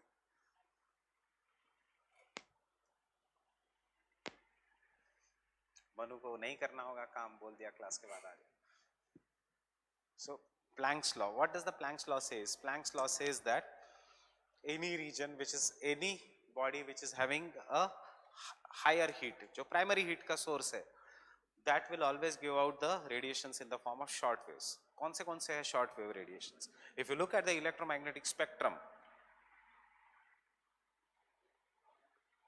the electromagnetic spectrum is divided into the short waves to long waves, मतलब in the terms of wavelength. short waves to long waves. So they are starting से gamma waves, उसके बाद X rays, उसके बाद UV rays, उसके बाद visible light, उसके बाद infrared waves, उसके बाद microwaves and उसके बाद radio waves. So कोई भी light which comes from the sun is basically from this, and as you go from this to this in the spectrum, what you will say is the wavelength increases.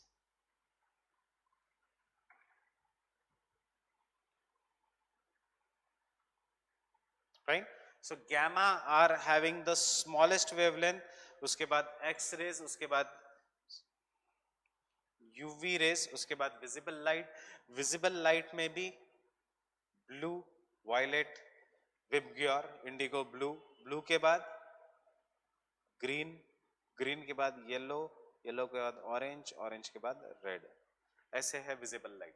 So red का wavelength is long and blue का wavelength is very very less. Getting it? अब depending upon the size of the molecules, see जिन्होंने GS भी किया है, listen to it very properly, because ये सब मैं इतना डिटेल में जीएस में नहीं बताता हूं. Depending upon the size of the molecules, depending upon the size of the aerosols, the smaller the aerosols they are present in the atmosphere, जितने small aerosols उतना ज़्यादा scattering होगा. जितना बड़ा है aerosols, obviously all are in microns, उतना ज़्यादा absorption होगा. उससे भी अगर बड़ा है aerosols तो उतना ज़्यादा reflection होगा. Generally aerosols एंड क्या स्कैटर होगा, जिसका वेवलेंथ सबसे कम है, that light will be the scattered the most. So in the normal conditions, as the sunlight is coming and hitting us, and in the normal aerosols which are present, this aerosols will come hit, the light will come and hit the aerosols, and therefore blue light will be scattered the most. And इसलिए हमें हमेशा लगता है sky is blue in color. Fine? हमारे naked eyes को, normal eyes को, जिसकी wavelength सबसे ज्यादा है, this is only our visible range. We can not see this, we can not see this. So our naked eyes can see only red from a longer distance, उसके बाद orange from the longer distance, उसके बाद yellow from the longer distance, उसके बाद green, and blue light generally बहुत दूर से दिखेगा नहीं. फाइन? सो इसलिए when the during the sunrise and sunset, when the sun is farthest away from us, getting it? Sun is nearest to us when it is exactly overhead. हमारे ऊपर जब होता है during the noon, but during the sunrise and the sunset, sun is farthest away from us. हमारी आंखों को दिखता है सिर्फ ये तीन कलर, और हमें लगता है sky is reddish orange in color. Remember, sky or space does not have any color. वैसे it is dark in shape, right? But it is all due to the aerosols and the scattering of the skies. Water vapour जब present है हवा में तो size of the aerosols increase. Getting it? And therefore light ज्यादा bend होता है, and इसलिए if there is more water vapour in the atmosphere, the sky look greyish in colour due to bending. इसलिए हमें लगता है जिस जिस बादल में देयर इज वाटर, हमें लगता है दे आर ग्रे. उनका कलर कुछ नहीं होता है, हमारा आंखों का परसेप्शन है they are greyish in colour. Getting it? It all depends upon the size of the aerosols. Because they are visible, unka wavelength is maximum, because they are visible even from a longer distance. Universal red is the sign of danger. Stop at the red light. Green is the sign of safe. Go at the green light. Blue use ही नहीं कर सकते because blue light scatter करेगा, properly दिखेगा ही नहीं. Fine? This is how electromagnetic spectrum comes to the earth, but mostly the sun rays are dominant in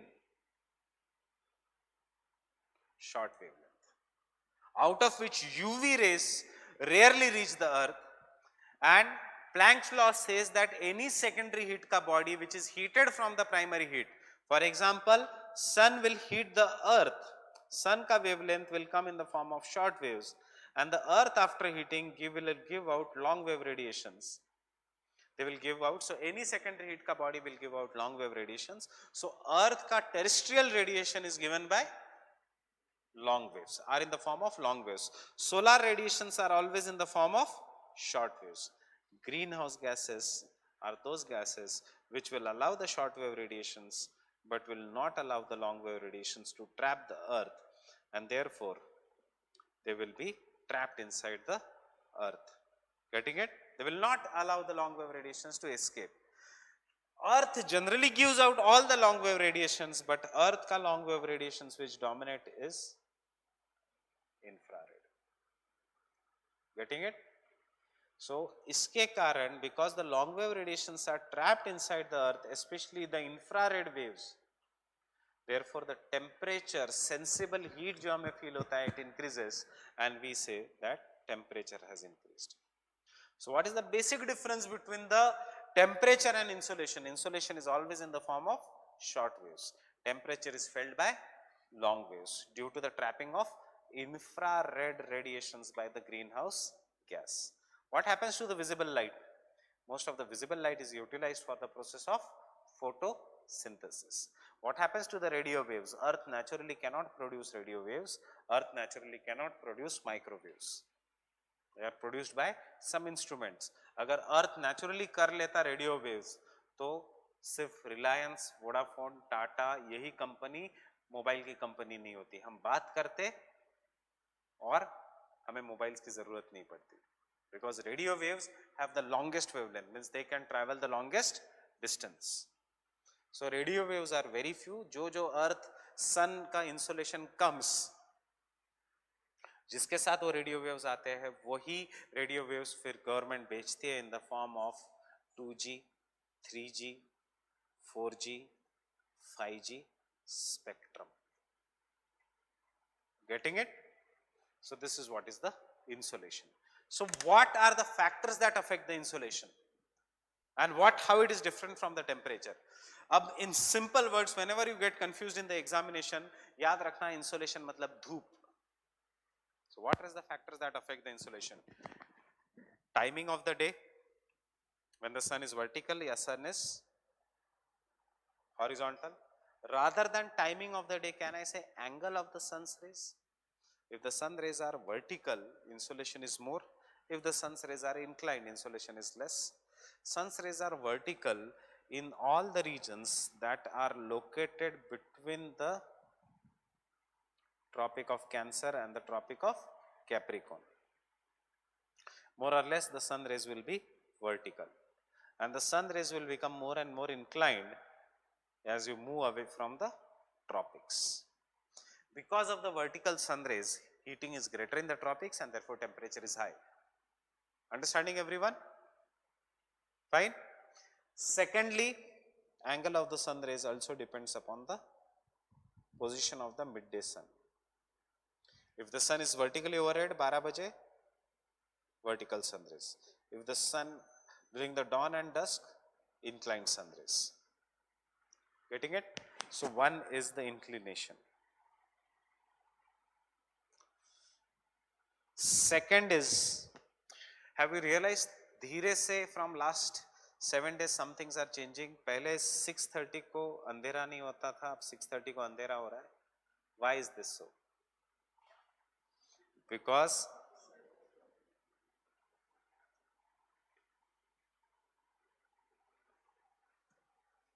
the length of the day is changing.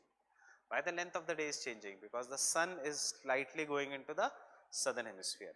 23rd September ko what is there? Equinox. Matlab sun will be exactly over the equator. What is today? 17th September. So 23rd September के बाद अंधेरा और ज़्यादा बढ़ेगा. So second factor that affects the insolation is the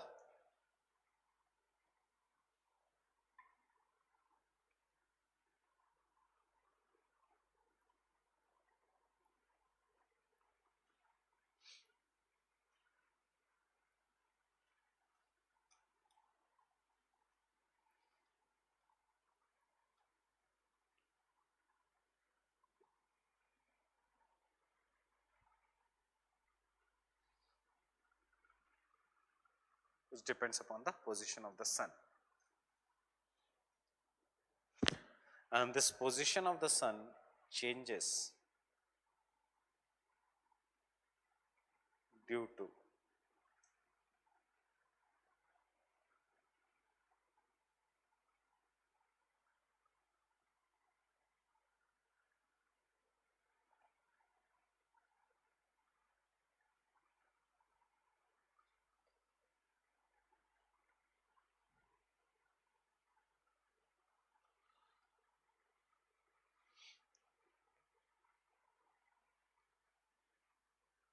and revolution on the inclined axis.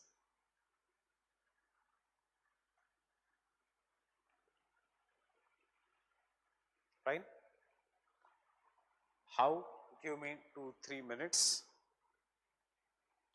The third factor that affects the insolation is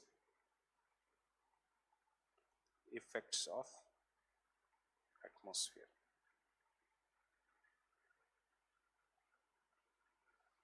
In the form of absorption by the aerosols of some of the scattering of the particles, reflection,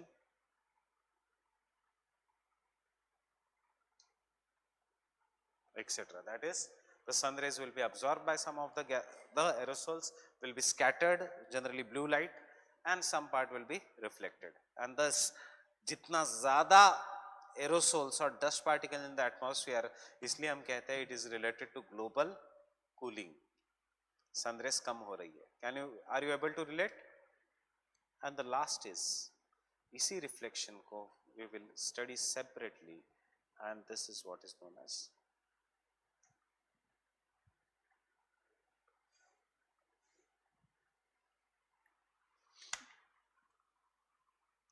albedo.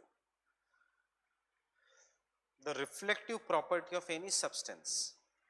I am not making you write anything, just try to understand.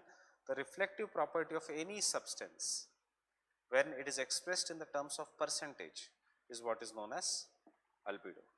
That is, how much of the incoming solar radiation falls on the surface, उस incoming solar radiation में से कितना percentage is reflected back into the space as the short wave radiation only, not as the long wave radiation, as the short wave radiation only is what is known as an albedo. For example, out of 100%, अगर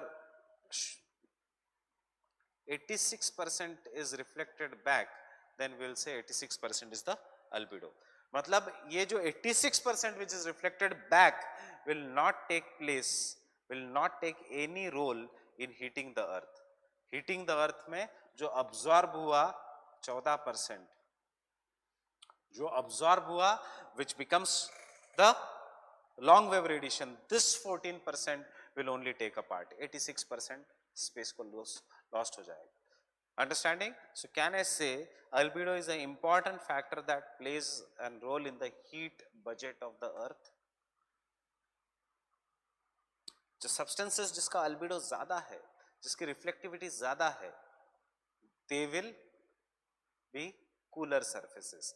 चाहे वहाँ पे polar regions में there is a 6 months of day, still it will not impact. Still we say कि summers वहाँ पे are only for 15 days to 2 months, though they have a 6 months of daytime. It is because albedo of the ice is somewhere around 92%. On the other hand, albedo of the sand is somewhere around 40%. Albedo of the black soil is only 10%. That means 10% of the incoming solar radiation is reflected, बाकी 90% is used in heating the earth. Getting it? Are we changing the albedo of the earth? Are we changing the albedo of the earth? How? Melting of ice caps and glaciers, deforestation, urbanization, concretization, roads banana, this all is changing the albedo of the earth. Muds को आप concrete बना देते हो, tar के roads बना देते हो which are extremely black in color, you make, and cement concrete is just like the earth. Cement concrete will absorb more, reflect less. Fine. Melting of ice caps and glaciers. When the ice caps and glaciers melt, they expose the water below it. As they expose the water, water is now 200 metre तो trap करेगा heat को, and thus there will be increase in the global warming. जो जिसको कल के वो notes में था positive feedback loop. Understanding? It was mentioned in the yesterday's this thing. So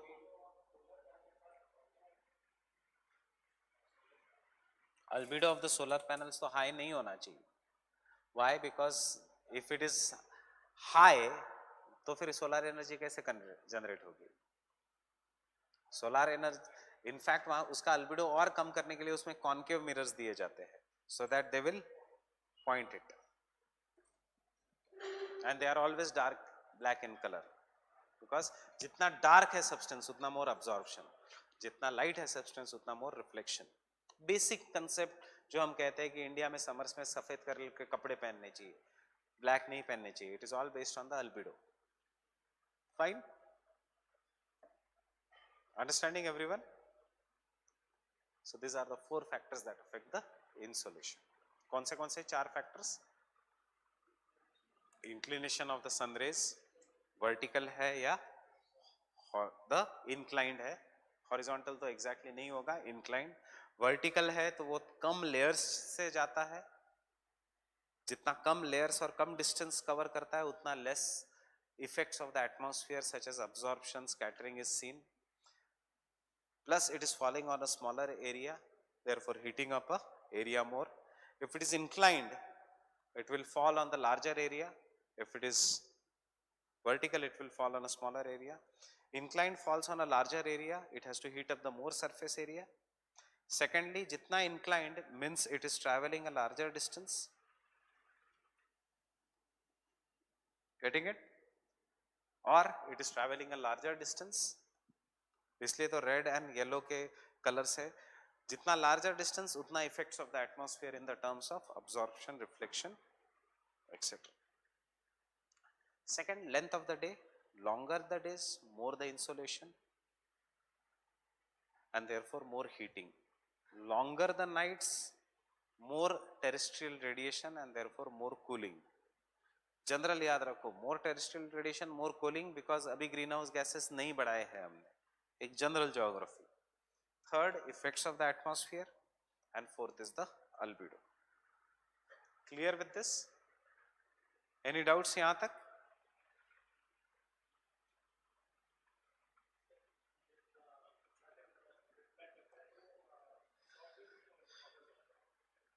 क्योंकि लॉन्ग वेव कैसे होता है? Long wave is absorb by the body, absorption के बाद वो हीट अप होता है, और हीट अप होने के बाद एक्सेस हीट जो देता है वो body, that is always in the form of long wave. So albedo क्या है? गिरा, अब्सॉर्ब हुआ ही नहीं, और बिना अब्सॉर्प्शन के डायरेक्टली चला गया. Reflection is different from radiation. Radiation means earth will absorb it, change it into long wave and then give out, that is radiation. अर्थ ने अब्सॉर्ब ही नहीं किया तो that is reflection. हम ये कहते हैं मिरर्स रिफ्लेक्ट करते हैं, मिरर्स कुछ अब्सॉर्ब भी नहीं करते, डायरेक्टली रिफ्लेक्ट करते हैं. हम ये नहीं कहते कि mirrors radiate your image, they reflect the image back. Fine? Yes, albedo में लिखाऊंगा. Deforestation depends upon where it is. If the deforestation is occurring in the tropical evergreen forest region, albedo में increase of the earth, because जितना dark green color उतना more absorption, जितना light color उतना more reflection. But problem क्या होगा? If the albedo change हो जाएगा, obviously deforestation. अगर आप पेड़ कटोगे, you are exposing the rocks. नीचे रॉक बसाल्ट है तो इंक्रीज होगा, नीचे का रॉक अगर सिलिका में ज्यादा है तो डिक्रीज होगा.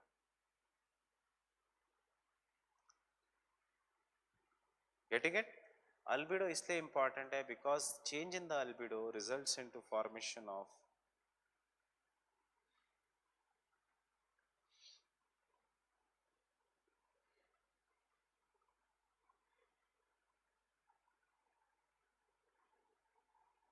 urban heat island. So what is this phenomena of urban heat island? The phenomena of the urban heat island is हमेशा cities का temperature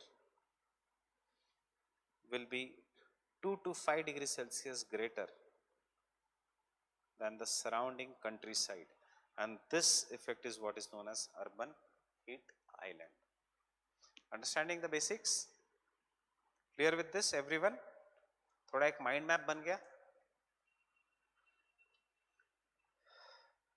So insolation.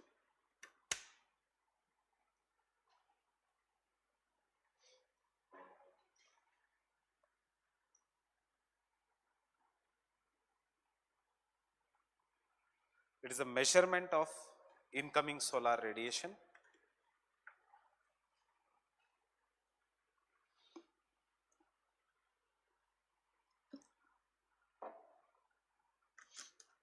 It is a measurement of incoming solar radiation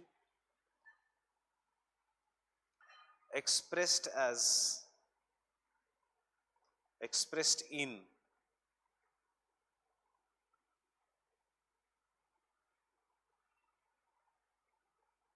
watts per meter square. Expressed in watts per meter square per day. Per day.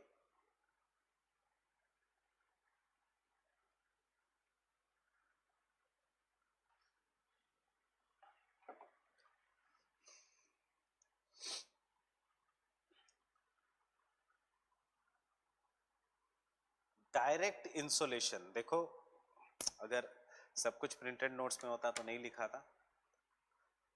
GS के notes तक यहां तक ठीक है. Insolation क्या है? ऑप्शनल में direct insolation is slightly different from insolation.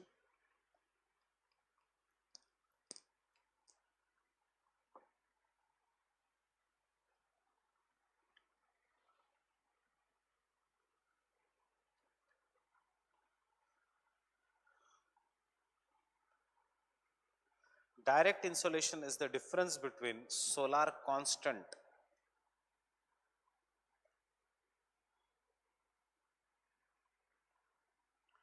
direct insolation is the difference between solar constant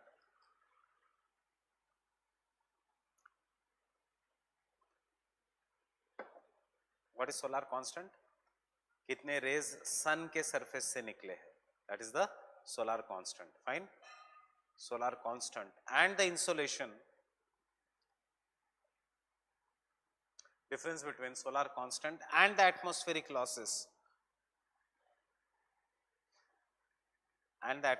losses caused by absorption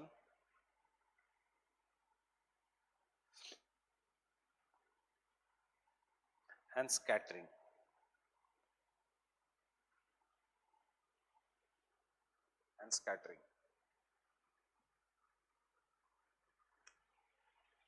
क्या है डायरेक्ट इंसोलेशन? नेट जितनी अर्थ पे आ रही है. फाइन.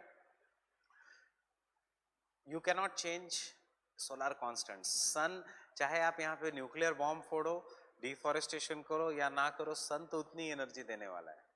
वो चेंज नहीं हो रहा है. ग्लोबल वार्मिंग के कारण नेट जो आ रहा है that is changing because you are doing more pollution. So इसलिए there is more absorption because of the presence of aerosols and therefore direct insolation may reduce या increase. Getting it? So deforestation से क्या हो रहा है? Direct insolation increases या decreases? क्या होगा? Deforestation से direct insolation increase होगा. Why decrease?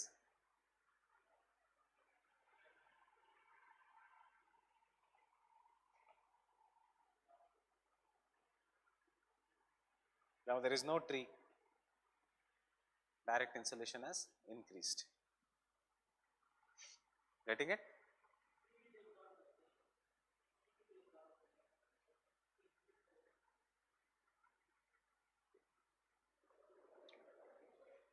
No, you are confusing there.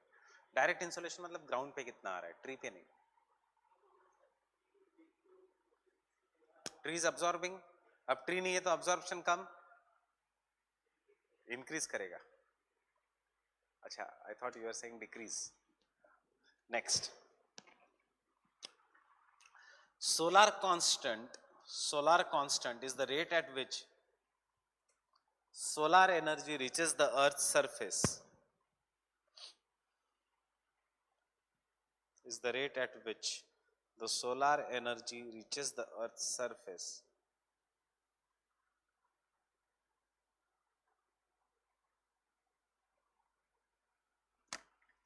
and is 1388 watts per meter square.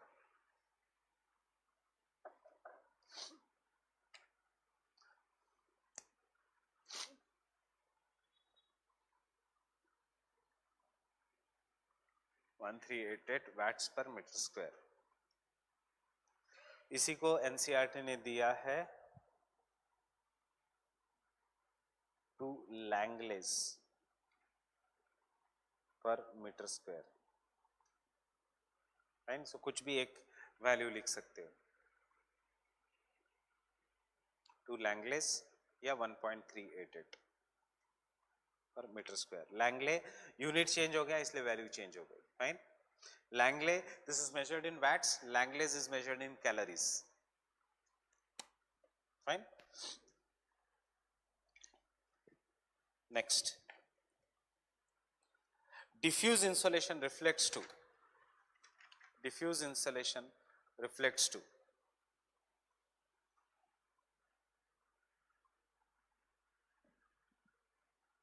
the insolation that is reflected, the insolation that is reflected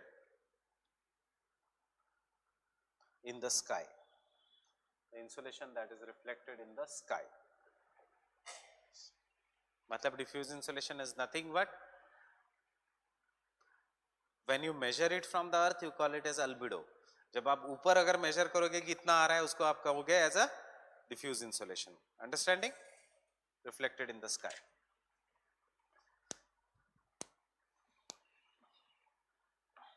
Next, point of reference फर्क है बस. कितना reflect हो रहा है from the surface, albedo. कितना आ रहा है वापस एट दैट सरफेस, तो उसको हम कहेंगे diffuse. Getting it? Point of reference फर्क है बस. Insulation depends upon numerous factors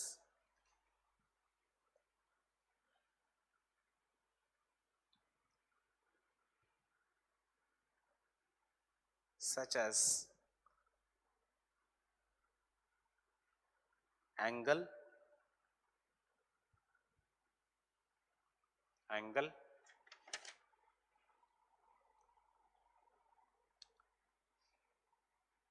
of the sun's rays, angle of the sun's rays, vertical,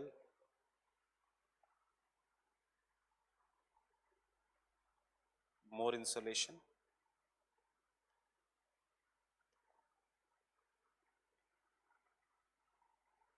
clear?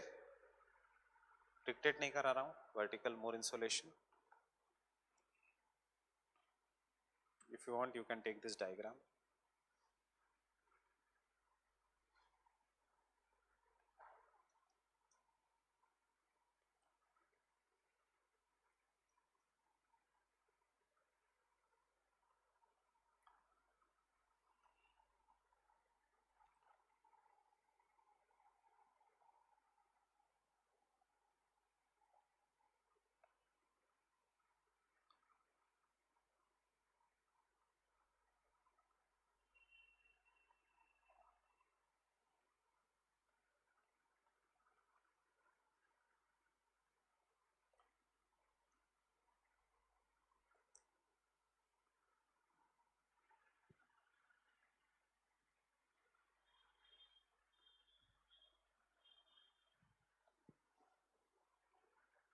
Inclined why there is less insolation? Because area बढ़ जाता है, बस सरफेस एरिया बढ़ जाता है.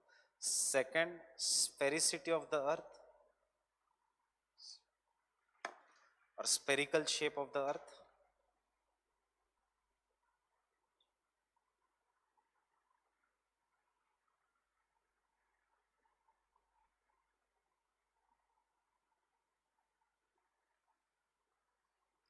इसके अंदर spherical shape of the earth, इसके अंदर क्या है? Tropics,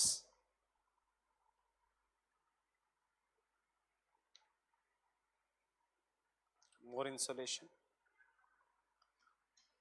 Why more insolation?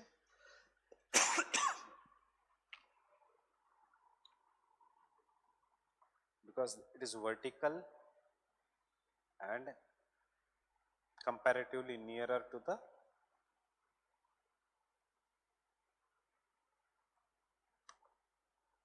comparatively it is more near to the earth, near to sun.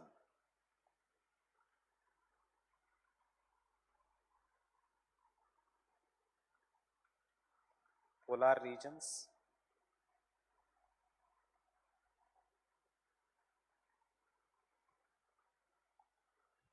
insolation is always inclined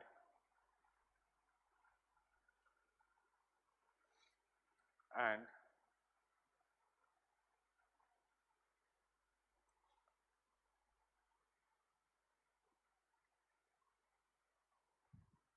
less.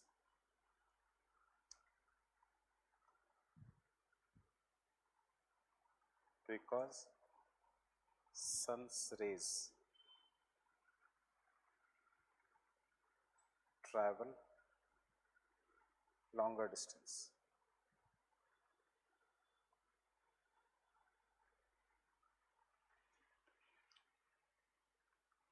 Clear है? Just look at the shape.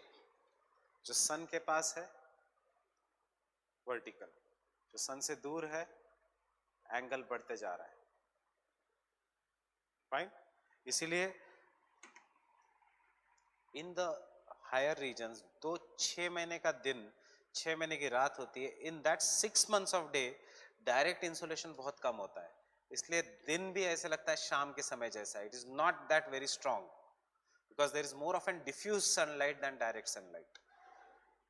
Fine, that is sunlight that is lost by scattering and reflection, वो ज्यादा है.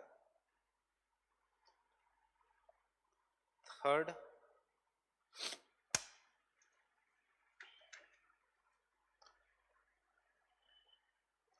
transparency of the atmosphere. Transparency of the atmosphere.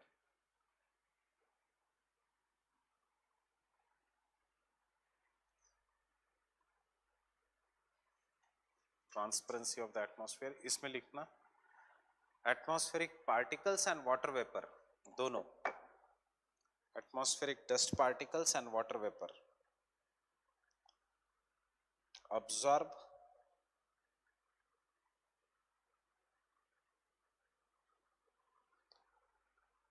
reflect refract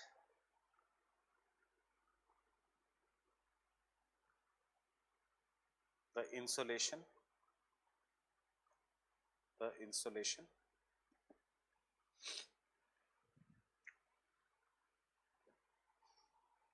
and fourth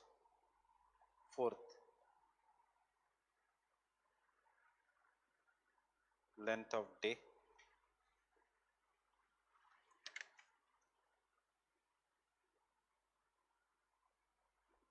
Longer days, more insolation,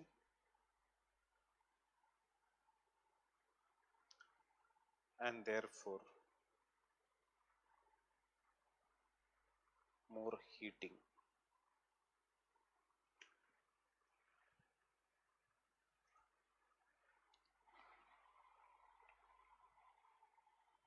And fifth is albedo. It is nothing but the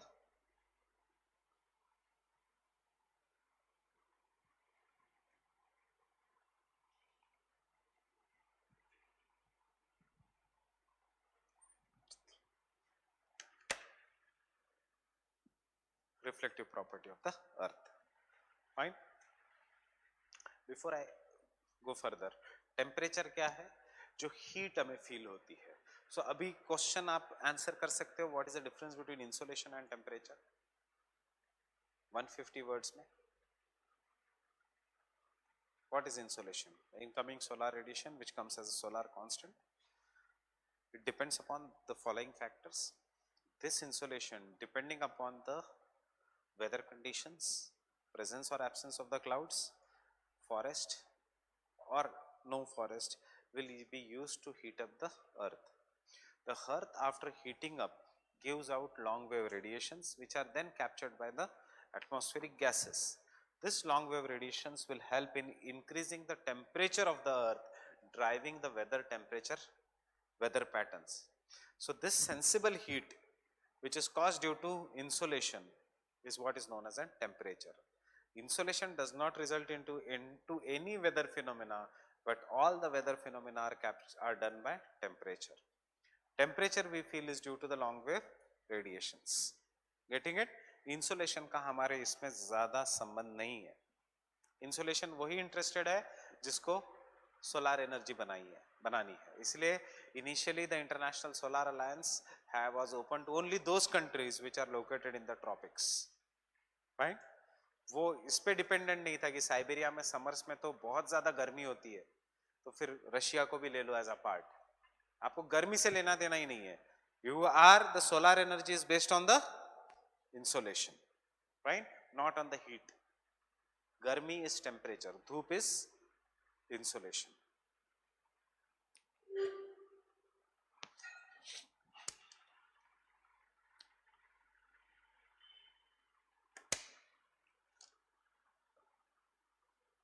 What? Insolation obviously will be heating up, but it won't be as great as temperature. See, for example, on the cloudy days you will feel more hot as compared to on the non-cloudy days. Why? Because heat is obviously seen in the form of long wave radiations. Which day is more hot? The day with the cloud cover or without cloud cover? With the cloud cover. Why? Because water vapor is a greenhouse gas. It traps the heat. Fine. Albedo. And do this albedo very properly.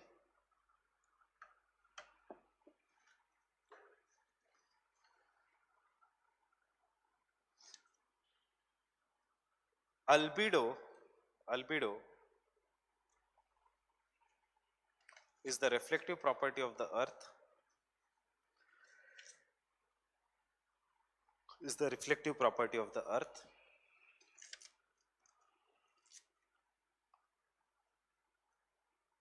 Full stop. It determines how much of insolation or incident radiation. Incident radiation is nothing but insolation. Incident radiation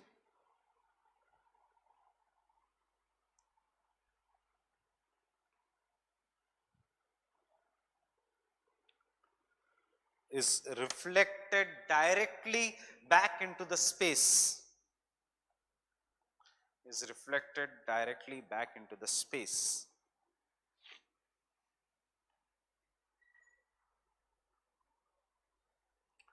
Without taking part in the heat budget of the earth.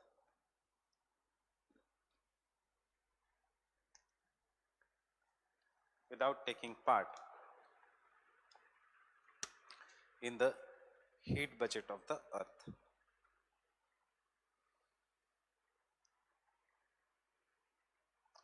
It is generally expressed as percentage. It is expressed as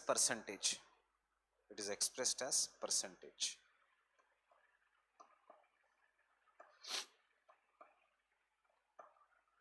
It is expressed as percentage.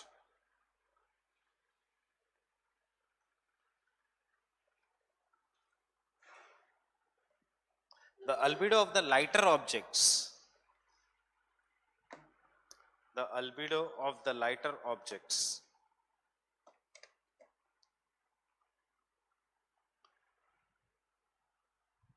is greater is greater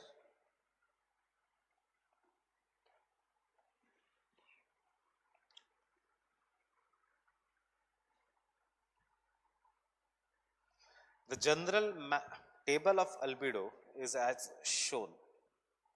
The general table of albedo, ये mains में बनाना और ये prelims के लिए भी याद रखना. The general table of the albedo is as shown.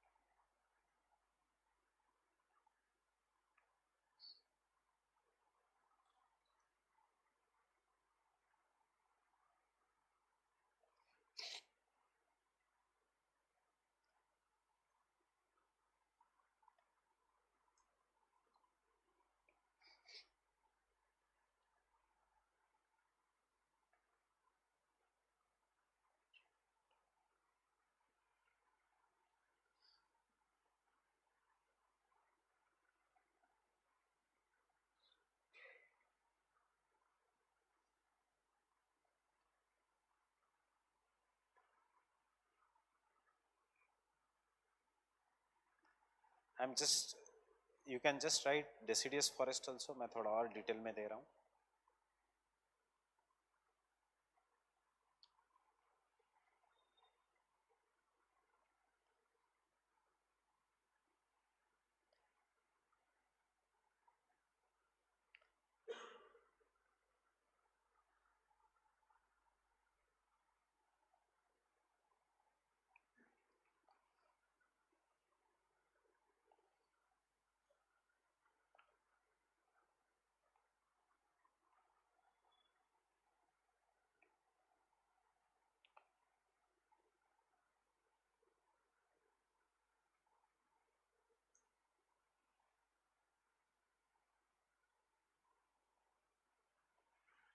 Albedo will go on decreasing.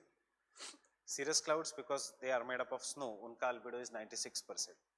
Fresh snow का albedo is 92%. Ground snow, old snow कितना काला है कितना सफेद है डिपेंड करता है 84 to 90%. Desert soil का albedo is 40 to 60%. Grassland का albedo is somewhere around 40 to 45%. क्योंकि उसमें ट्री कवर कम है. Temperate deciduous forest का albedo is 35%. Tropical deciduous forest का albedo is somewhere between 25 to 35%. तो इतना फैक्चुअल डेटा आपको याद नहीं रहेगा, इसलिए I am not making you write. Tropical evergreen forest का albedo is 15 to 25% depending upon ज्यादा dense less albedo more absorption. And black soil का albedo is only 10%. Fine.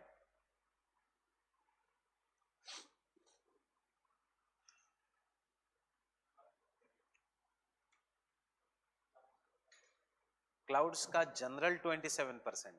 Depending upon कौन सा क्लाउड है वो वेरी करेगा. 94 to 10% cumulonimbus. So क्योंकि clouds will change color with the height. Next, this variations in the albedo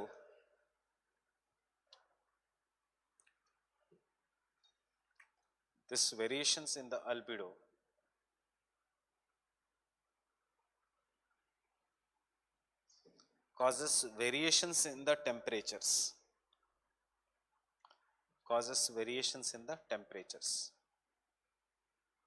Understanding? क्यों variations in the temperature? जितना absorb हो गया उतना heating, and heating is temperature. In general, the albedo of the earth,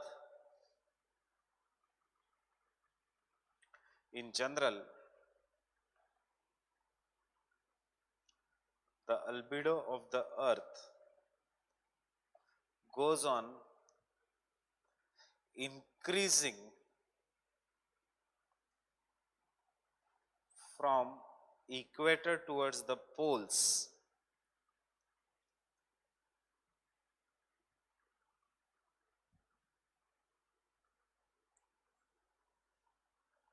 whereas the insolation goes on decreasing from equator towards the poles. Insolation goes on decreasing from equator towards the poles.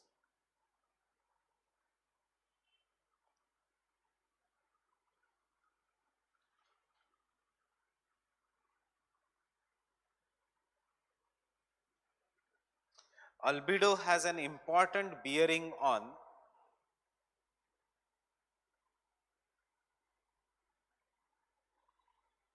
global pressure belts,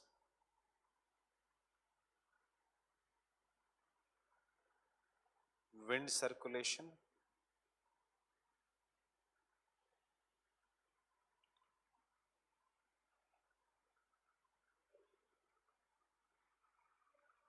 global pressure belts, wind circulation, and oceanic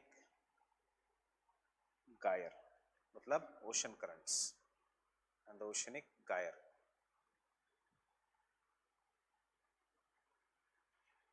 And therefore, due to the melting of ice caps and glaciers,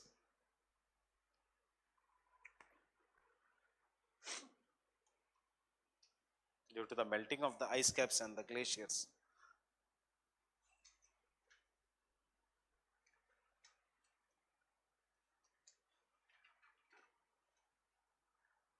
as the albedo of the earth is decreasing,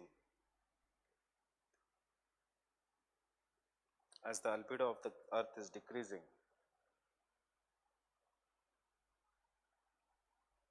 the direction and the intensity of the winds is changing.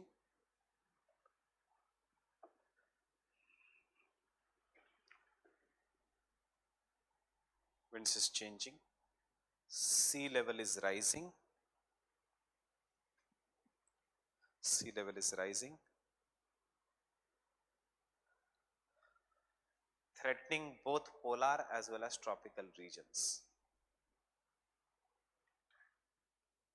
Threatening both polar as well as the tropical regions. Fine.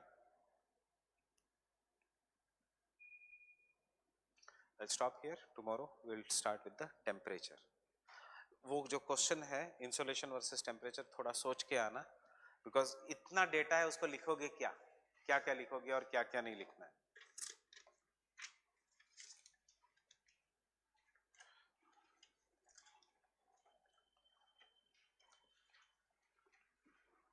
I'll also give the landforms ka handout tomorrow because it is now ready with me.